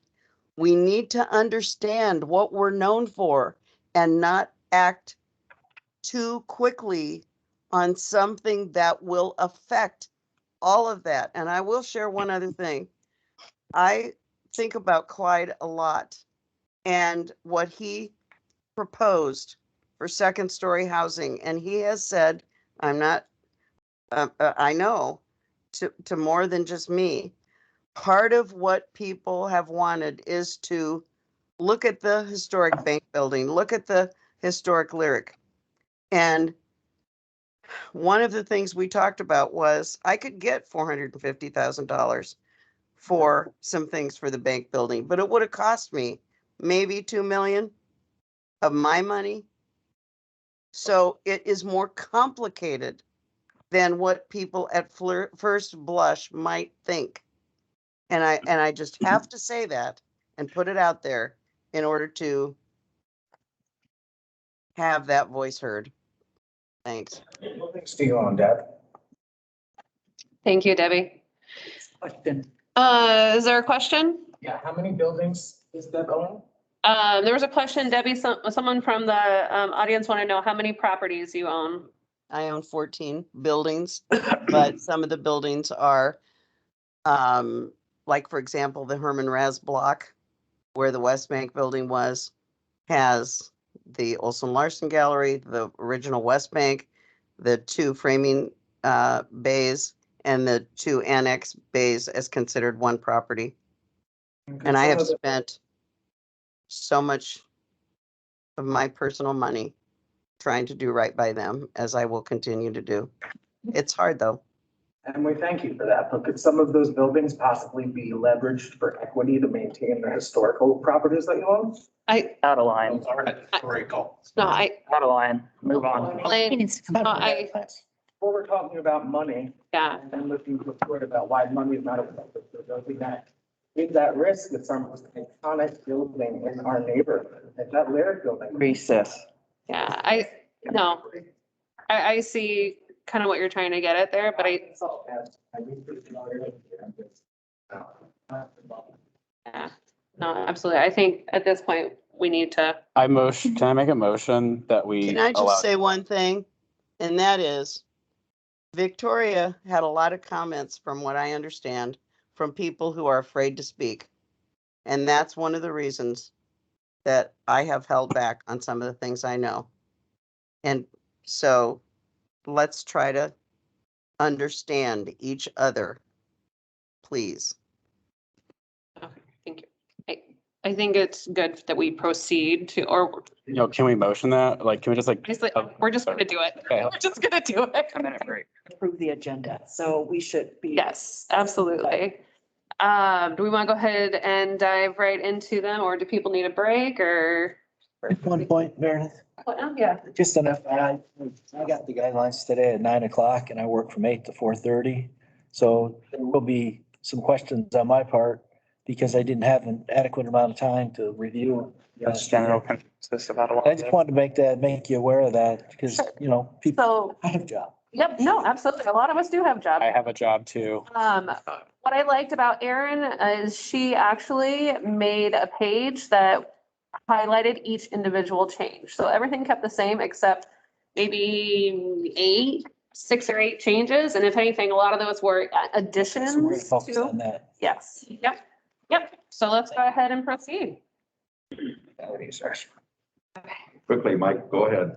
All right, Yeah. let me get back to my PowerPoint here. Hang on one second. All right, so history. So there we go. Zoning and guidelines. Okay. I want to put a little bit of context before we get into the guidelines real quick. This was the existing zoning that we're basing, the area off of, right? What I want us to do is focus solely on the mixed-use historic business district for tonight, right? It's everything that you see in red on this map. So it's beyond the boundaries of your National Register district. It's really everything that's currently zoned, Valley Junction, historic business, except the properties that are north of Locust. So the 500 block, I'm excluding those from this area because I think loud and clear that you don't want the additional density and transformation of that area. You want to keep it in residential feel and character. So these guidelines for the mixed use area would not apply to the 500 block. So I wanted to get that on the table. So really all I want to talk about tonight, given how long we've already gone on history, is really that red area, that mixed use district, and defer the other things. I think it's important to understand the zoning context, right? So we talked about this March 1st deadline imposed by City Council on the moratorium. What we really hope you guys can do is make a recommendation on the design guidelines for the first 40 pages of the document. It's the introduction and this section on mixed use. We want to defer the discussion on transitional areas in the railroad district to a future discussion when we have more time to dig deeper into that. If you guys are capable and we can do that, the game plan would be to, capable wasn't the right word, I'm sorry about that. March 14th or February 14th, this would go before the planning and zoning folks to review, and then on to the City Council on February 21st. That would give us the opportunity to meet that March 1st guideline, have some tools in place that we could then allow developers and property owners that wanted to move forward with renovation, they could do that.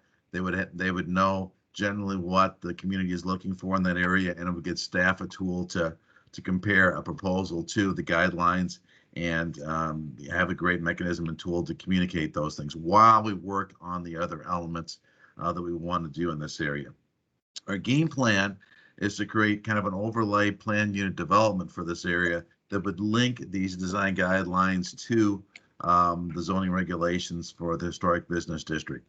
It would do things like we've talked about allowing Airbnbs in the business district without them having an owner live on the property, right? Those kind of things could all be incorporated into that plan unit development. And that would kind of be our link between the guidelines and the zoning for this historic business district.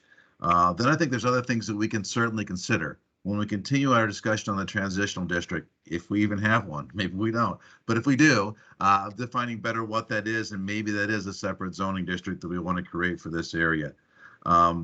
I think that my recommendation is going to be on that 500 block of Fifth. We do look at rezoning that area to something. I know Kevin suggested single family residential. I've thrown out the idea of some kind of transitional district. Whatever it is, the existing designation is historic Valley Junction Business District probably doesn't work because it does allow more intense development now than I think the community wants to see on that particular block. The vision then would be for other properties that wanted to be rezoned in the area. That would be totally driven by property owners. If I wanted to rezone my property for something else, I would come in, seek approval, and do that. And then just in regard to the railroad area, which I know we haven't talked about too much, my overall picture of that area is that any redevelopment along rail would probably be done through the planned unit development process that the city already has in place, and essentially writing your own standards for that specific development.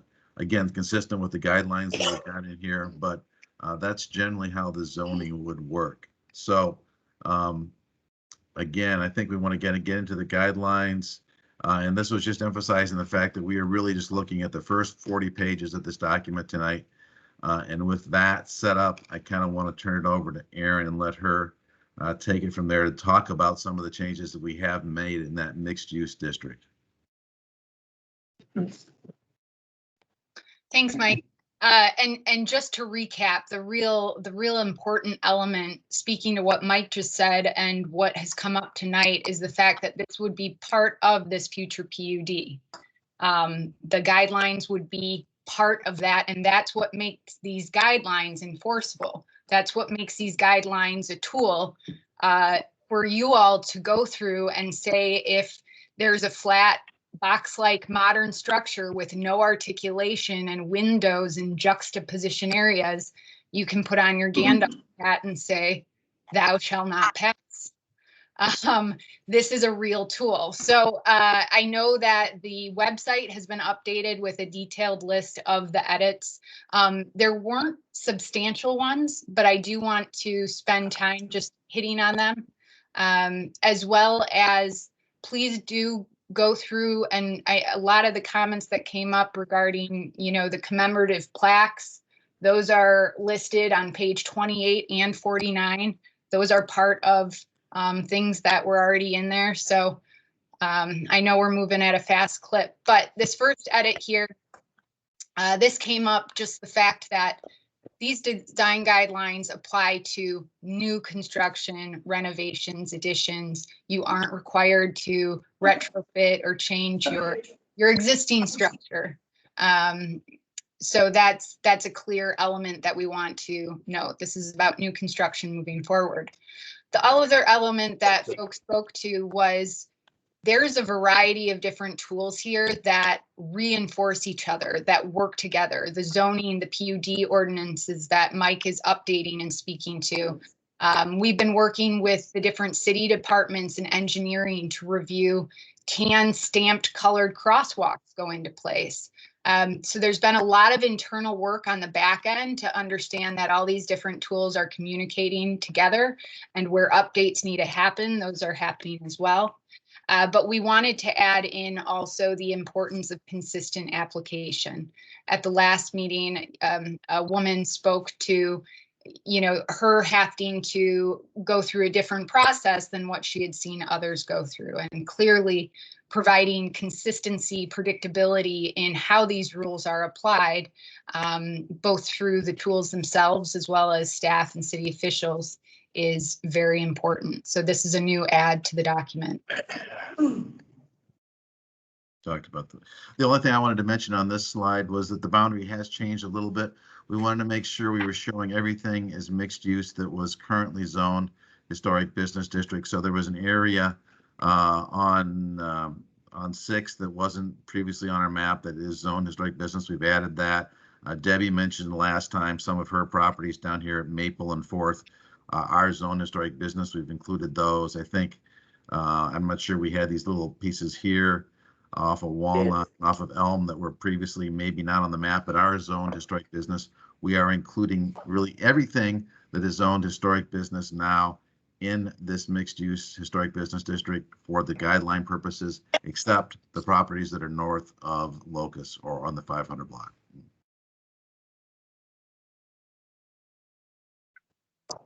And this is just to note that the map's been updated as well. So this is probably some more significant edits that went in since you saw it last time. And I think this will align with a lot of folks were concerned about and what some of the new development has really flagged, which is that buildings don't stand alone. These guidelines are being very thoughtful in putting together the one story. And thank you, Nick, because you actually had provided written comments. So we actually reworded this to be more clear in the statement that new construction shall not exceed 1 story over shortest adjacent building. And so what these diagrams communicate are different, you know, new development or additions where that needs to come into respect. We also went into the bottom corner there and added more detail to be clear in what adjacent is. So directly neighboring, if your building's on a corner and there's a building that wraps it on that corner, as well as rear adjacencies. So the next slide shows, for example, if you look at the bottom right here, if there's an existing 1-story house across the alley from a development site, that development site cannot go up 3 stories, even if the neighboring structure is 2 stories, because that 1-story house is adjacent. So these are the types of things that would be incorporated into the design guidelines as well as the zoning ordinance, so that there is real control over the height structure and being very thoughtful to the harmony and context of the surrounding buildings. Aaron, we do have a quick question or comment here. Yeah. Aaron Neckwagi, 136 3rd. 4th Street, the west side of 4th Street, in the 400 block.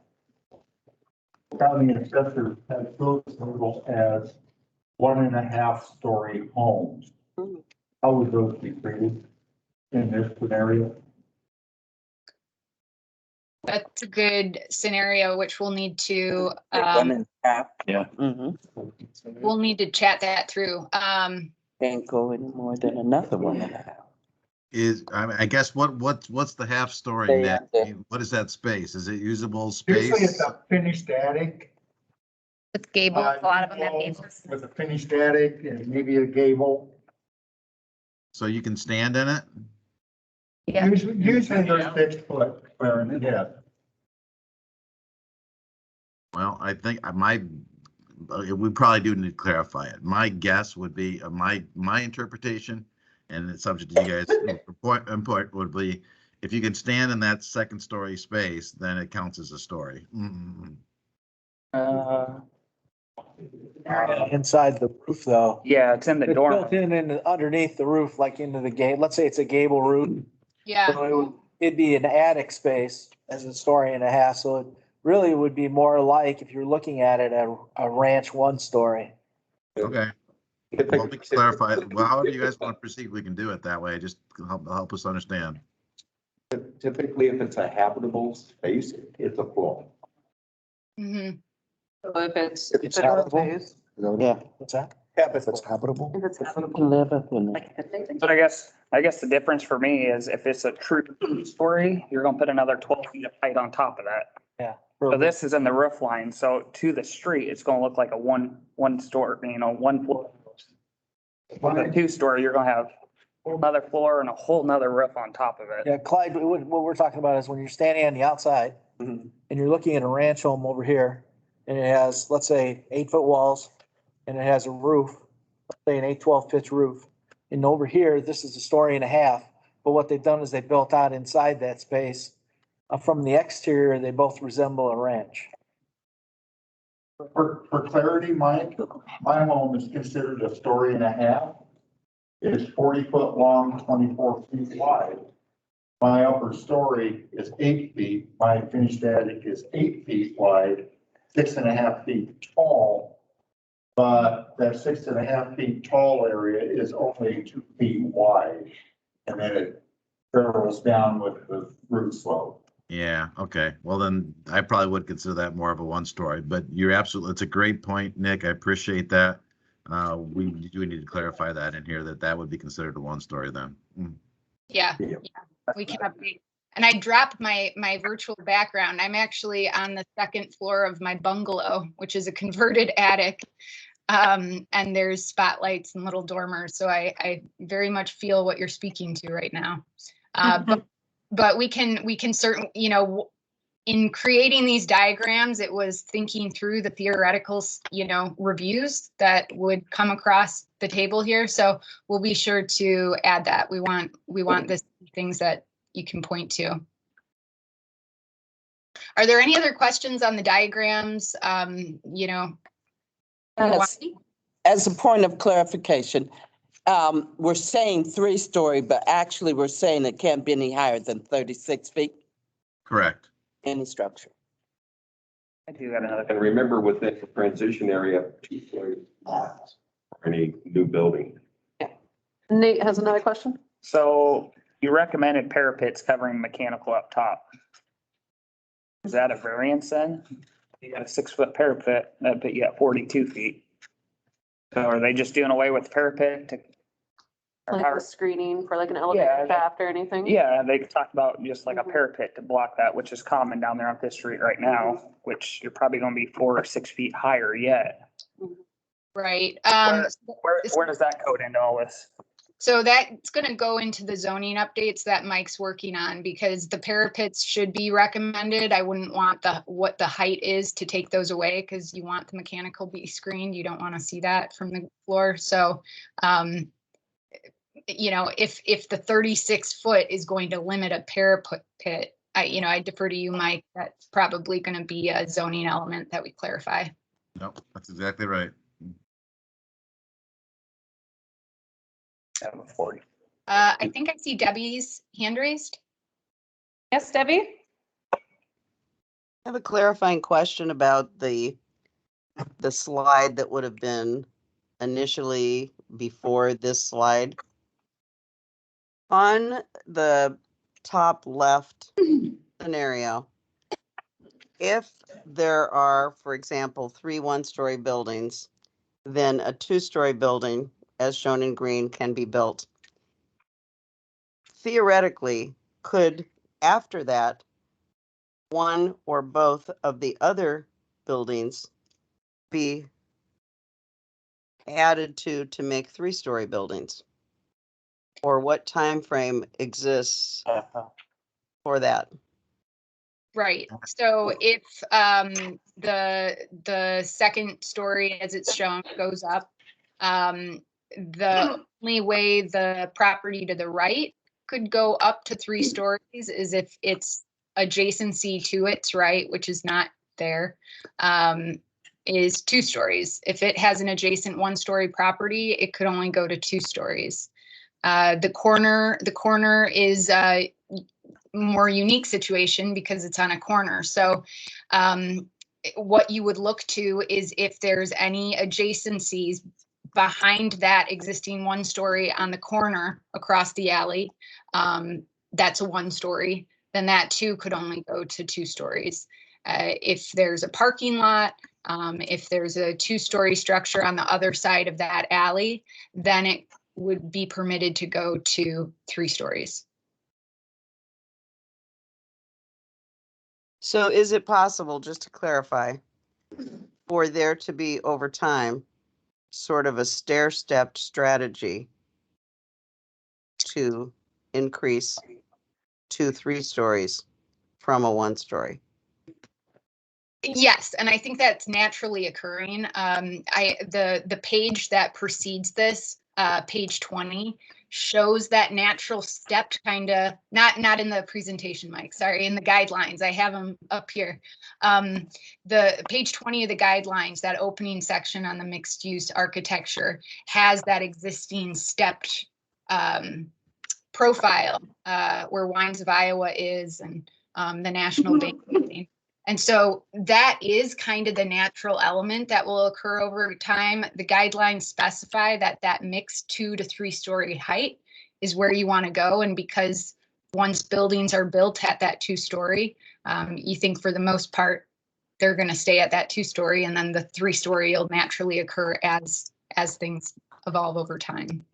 Yes, I understand that, and I really support that a lot, and we see that in the 100, 200 block area. I guess what I'm saying is within a particular space, gradually evolving to a 3 story by zigzagging up. I'm just trying to clarify that. Does that make sense? Yes. Yeah, it does. What I'm asking. Yes, Okay, you thanks. could under the way it's written right now.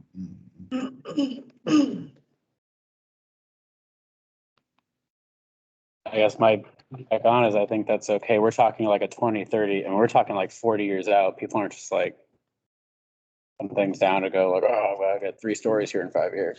I don't think we're at. That's up at night. Yes. It's like, it's not a realistic timeline. People don't have that much power. Okay, so we briefly talked on parking.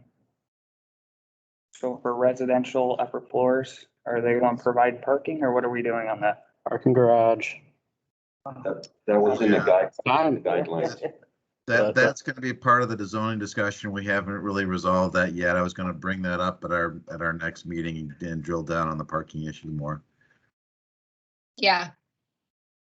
I think, don't we right now in the guidelines have something that if somebody's doing residential development, that they have to provide parking for it? Or am I misremembering that? No, we talked about it, but it was going to be incorporated into the zoning. It's not in the guidelines right now. We do have that as part of the guidelines.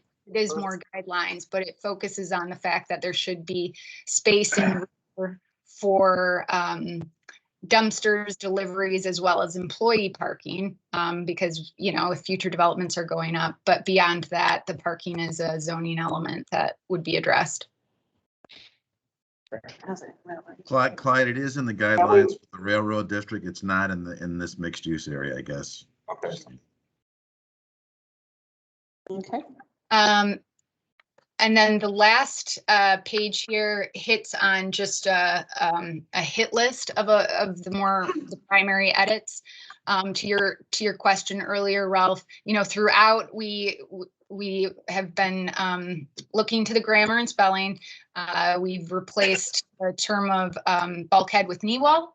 As I hit on, we're clarifying this is new construction only. We added in the development matrix of the varying tools, the importance of the consistent application. We're refining the maps per those boundaries. And the 2 diagrams that I just ran through, there were minor edits, like, so for example, on the buildings material page, we ungrouped some of the statements because they were grouped together that spoke to things. For clarity's sake, we bulleted those out separately just so that they were more readable and clear to point to. And then we also noted the element on page 30, which speaks to when developers or architects come before with renderings. This came up, I think it was the meeting before, speaking to the facade, that there really should be coming to the table with context renderings, material boards. These are things you should ask for when they come before you. These are things that developers should expect to bring. And then lastly, on page 40, the details of this get into the zoning, but we wanted to add the fact here, which also came through via comment, which is if a property is located adjacent or opposite to residential buildings, that attractive real landscaping as well as screening per those ordinance requirements, which is what Mike comes in on, needs to be installed to buffer those uses. And this is going to be, we know, a very important focus as both the transitional area with those buffers as well as railroad. When you're thinking through adjacent residential anywhere, you need to address the components of buffering, which really is a zoning measure. So that's kind of an overview. Again, this list is also on the website on the new design guidelines page. Were there any other questions or comments on the mixed use section beyond that? Vicki? Is there any way that we can put up page from the design, mixed use commercial district design guidelines? Can we put up page 1B 34 so that it at least gives the audience a visual look at recommendations and results of the survey? Yeah, absolutely. I actually have it open here. And you're working from the document that was posted today? What page? I don't know if it was posted today, because today was only the redraft. Yeah, is it, do we have the right one up on the screen now? Is that the one you're referring to, Vicki? Yeah. Yes. So throughout the guidelines, what we wanted to do was really highlight the elements that were very favorably rated, and the written recommendations very much speak to what all these captions hit on. But yeah, Vicki, did you wanna speak to this? Well, can you get it any bigger? I want the audience actually to see it. I can see it. And we Because the reason why I asked, excuse me. Yep. Everybody has paper copies. Then the reason why I say this, to bring it up, is that these are recommendations that have been made by the steering committee through a survey. The results come out as is on this piece of paper. So it gives you some kind of indication what the design, or at least the recommended designs have been made. Absolutely. I think you need to know that. Thank you for calling that out, Vicki. And this is a repeat element throughout the design guidelines. So if you go up to, this is page 24, we go into the highs and lows, which clearly speak to the type of development. We're talking about roof articulation. We're talking about the parapets. We're talking about corner articulation, cornice lines. All of these details, the visual glossary up front speaks to these, so that when developers come forward, you can also point to that the flat, modern, box-like architecture, non-historic patterning of windows, long beams of composite or metal-like. These were all very unfavorably rated. And we included those too because it's just a very great tool to help focus what the unified vision is of the district, what that character should be. So just as important as the recommendations of the guidelines in speaking to the specifics of things and pointing to the stepped nature, so too is being able to just simply say, you know, this rendering is very similar to what is not well received by our community through the visual preference survey. So, and if I may, my concern, as a longtime resident, is that the historical character of the neighborhood, which I think is more preservation than it is, designation of the historic nature of the building, but the historical character of the building, should we move forward and allow, be it a renovation or new build, that at least we still have a historical character from the design and the architect outside. Is that correct? Yeah. Am I correct in saying that? And I want the residents to know that. Yes, absolutely. And this example here, this is a new building. This is a new building. This is Frankfort, Illinois. And their whole downtown has a lot of residential in it as well. So there are really great examples of new construction that is able to blend with historic districts because of the different details. Details add up big. So yes, Vicky. Thank you. Yes, Renee. I have a question. On Page 30, when it deals with building materials. Yeah. There is this is regarding color, and it says capped at 3 to 4. Is it capped at 3? When is it okay? It's capped at 3, and when is it okay at 4? Or should it be 4? Using that it says 3 to 4. Yeah, that's we could add the term generally in there, but 3 to 4 colors is typically what you'd see on a facade where that's the appropriate number that provides balance, harmony. You're still able to add trim that can give it a unique appeal. So someone can't say you're capped at 3. Right? You really can't for the way this is written. Yeah, we can update that just to read as 4, so it's more straightforward. I just think it's, you said 3 to 4. Capped is usually predetermined enough. I'm just trying to get some clarity. Yeah, absolutely. We can, I think for clarity, it should just read 4. I have a question, clarifying that this is for new construction. So if it's ground up construction And renovation. and renovation. So like Melee's building at Fort Maple, their design would not have been permissible if these were in place. They're outside this system. I don't think they are. They're inside. They took. I don't think. They're on the south side of Maple there on the. Oh, yeah. Right by Yeah, the they are. green garage. Yeah. Which one is it? That architecture may have had some issues.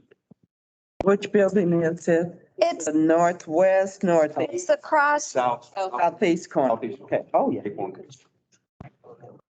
That would not be able to be finished according to these guidelines that way because it replicates an ephes type of finish. So I guess so if a building wasn't historic to begin with, you have to renovate it to be historic looking. Correct. That's a little, I don't know if I'm on board with that all the time. Well, so it depends on what the building, owner, I suppose, is trying to do and what that would trigger. If it's a tear down and there's a new building going up, a new building would have to open with these guys. Yeah. Yeah, I'm just thinking someone working with what they got and that building, I don't know when it was built. It had very, '90s. okay, mid-90s, That's in historical. very little character to begin with. We're wanting them to make a building built in the 70s look historic. Well, I say with the word maybe is compatible, but not historic. Okay. I don't think we're looking for Disney World, Main Street. Yeah. to replicate something that wasn't there. We want it to a compatible, and that, I think, addressing colors, materials, parapets, you can do that. And I think the Frankfurt is an example, something that's compatible, but you're never going to mistake it for a 1920s building. Right, yeah. If I could note, that's referenced in here, compatibility as a component. Take that into consideration. You're gonna have some more leeway, as Stephen indicated. I think that's important for like people in the audience to know, if a new building is built, it's not gonna be, it looks like a 100-year-old building. Well, and that's why sometimes I said it probably over a month ago that sometimes creative architecture is better than mediocre replication. So I think that'd be unfortunate if it's like that Melee building, they couldn't have been creative with that. That they would have had to, I mean, I don't even know what they would have done with it, with these guidelines. I'd be interested in what they would. There's enough there that you can be creative with the guidelines. Mm-hmm. There's nothing restricting you saying you gotta put this piece of siding on there. They say this is what we recommend. You know, like, let's say you're to brick it, you can get real decorative with your brick and you can make it your own.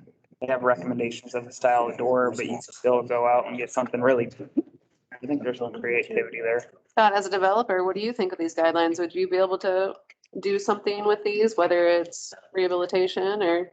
Yeah, I think they seem reasonable. I mean, I think to your point, Julie, I think there probably are some design elements of the Studio Melee building that kind of fall outside of requirements of these guidelines.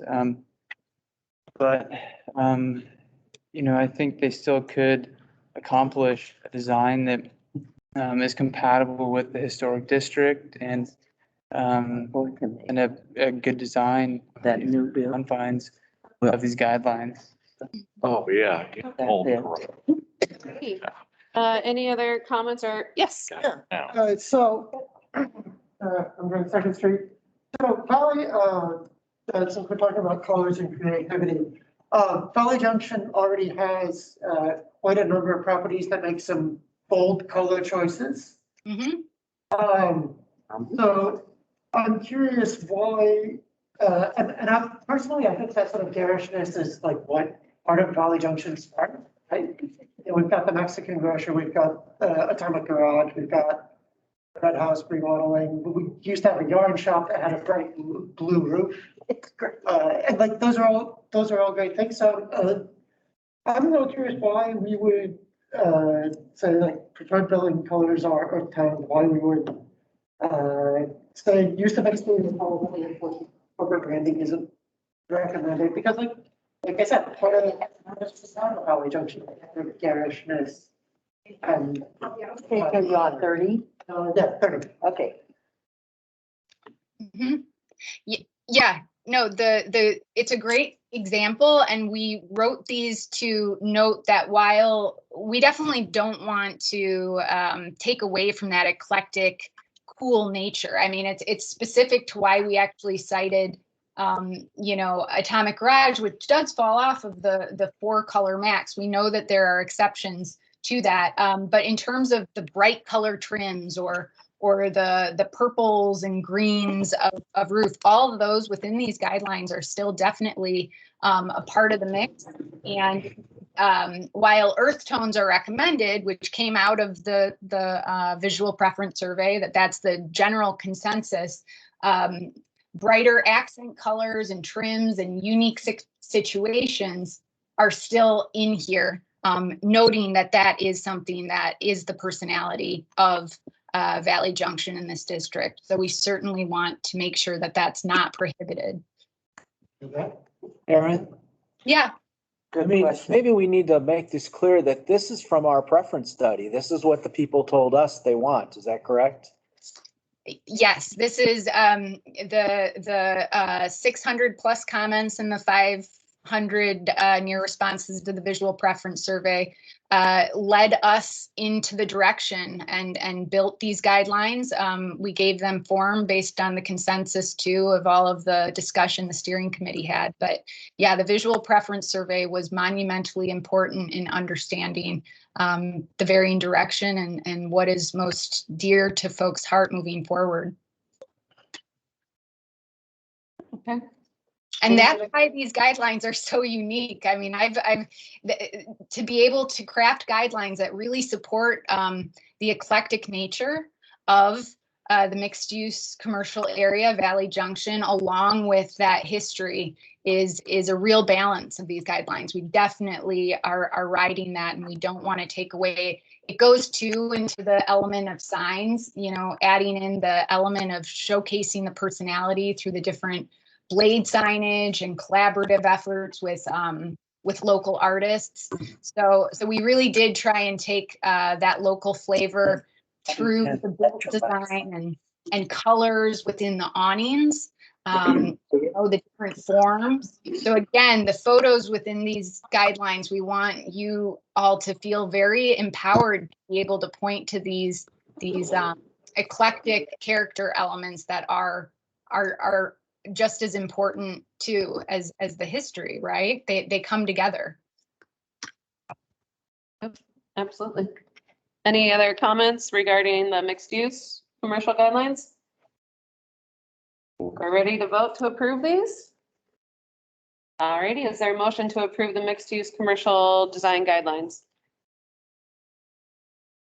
Motion to approve the mixed use. Steph moves, is there a second? Second. Second by Mitchell. All in favor? Aye. Aye. Opposed? Any abstentions? Holy cow. And passes. All right. I know. We have a unanimous vote. Thank you for that, everyone. Mike and Aaron. Yes, thank you, Mike and Aaron, so much for your work on all of that. Okay, so next, let's see, it is 7:11. Agenda items. Discussion of zoning. Want to go ahead and tackle that this evening?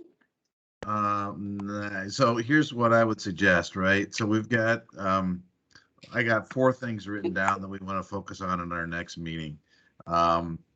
I don't think, well, you guys tell me, if you want to go through looking at railroad corridor in terms of design guidelines and talk about transitional areas, we can. I'm kind of tired personally. But it's up to you guys. We'll do it if you want to. But if not, I think we pick up there next time. I think we have a lot more to discuss on parking, as Nate mentioned earlier. I think we should have continued discussion on the historic thing. I've got some next steps in my brain we want to follow up on with that. And then obviously we need to continue a discussion on zoning for the area. So those would be the things I would want to start tackling at our next meeting, which I think we tossed out is March 9th. Okay, everyone sound good with that? March 9th. March 9th? Okay. We will send out an appointment to everybody so that you get it on your. Yeah, that one really go till 9:30. March. Doing it sooner? 9. That's for. We did that to make sure that we had the room reserved. Oh, okay. So we got all of our meetings. Yeah. Considering how things. But I'm more, Okay. I'm on tear downs. We need to get that in place. Is everyone okay with that? Is it a meeting sooner, or I don't, Mike and Aaron, is it possible with your guys' schedule or anyone else's schedule? So what are we speaking of? We have our next meeting is the 26th, correct? Or No, the next meeting is the 9th? the 9th. March. It's the whole month since our next meeting Oh. to discuss Railroad Park and all these other items. And understand that. 9th of March. Future meeting dates that Mike has on here, February 14th, that's when we're going to be taking pages 1 through 40, what you just adopted with the changes we made. That'll be going to P and Z on the 14th. And their recommendations to go to the council on the 20th. And that's again, only on pages 1 through. And for those, that's the schedule, that's the last page of PowerPoint. I'd like to see us get together before March 1st. We are. March 19th. Yeah, but before March, because when we go. We're going to put on the tear downs, that way we can explore this option of going forward. I kind of like to see a motion from us, so when we go to city council, we can actually take that. That's what I'd like to do. Okay, if it's okay with everybody, because I don't know. I have to really kind of see what their schedule looks like and how we can, rooms and everything else, but given what you're saying there, we'll see if we can get them this month yet to discuss those things. I don't think we have to have an exact date and time set tonight, but just as long as we can have something before then, just to kind of keep this progress going. Do we need Tesca to talk about the moratorium? I feel like it's We don't, not their purview, really. Like, it's kind of a self-imposed. but if it's, Problem. be, I think, added on to a meeting that we can talk about, kind of keep the ball rolling on. Oh, okay. And then that can just be kind of incorporated Don't turn into into it. a 4-hour discussion. Yes. I was just being conservative with that. What you're saying is you want to have further coming up. Well, and I'm not saying we gotta be. But I would want to be a part of the conversation though, so that Yeah, will, no, in some absolutely. fashion. Yeah, let's make sure you are. Yeah.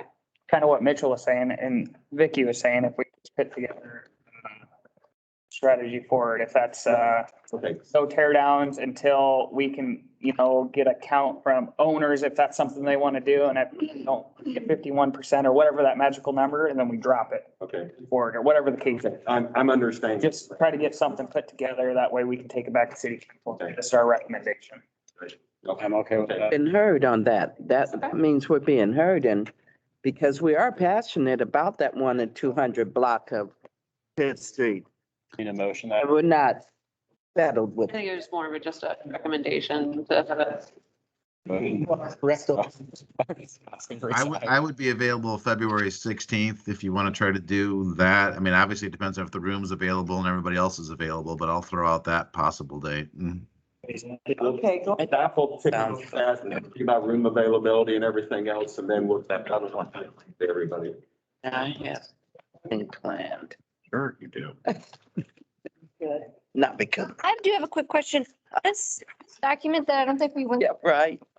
Read it. Days. Secretary of Interior's designs to our design standard. Yeah, maybe.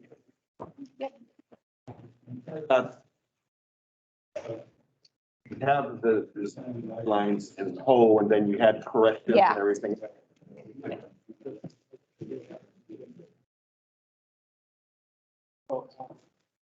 Yeah, it's a 16th word. But obviously, yeah, but again, Yeah. the check. We'll have to check. That's what. He goes out of the country a little after that, so, Yeah, but we'll have to see it. Everyone's, you know, I know that a lot of people couldn't be here tonight too. yeah, so whatever. Awesome. Perfect. Any other comments or questions or anything? What day is that? The Tesco. All right. Well, thank you all so much. Thank you. Here for attending and we get adjourned. Thank you. Thanks, everyone. Bye-bye.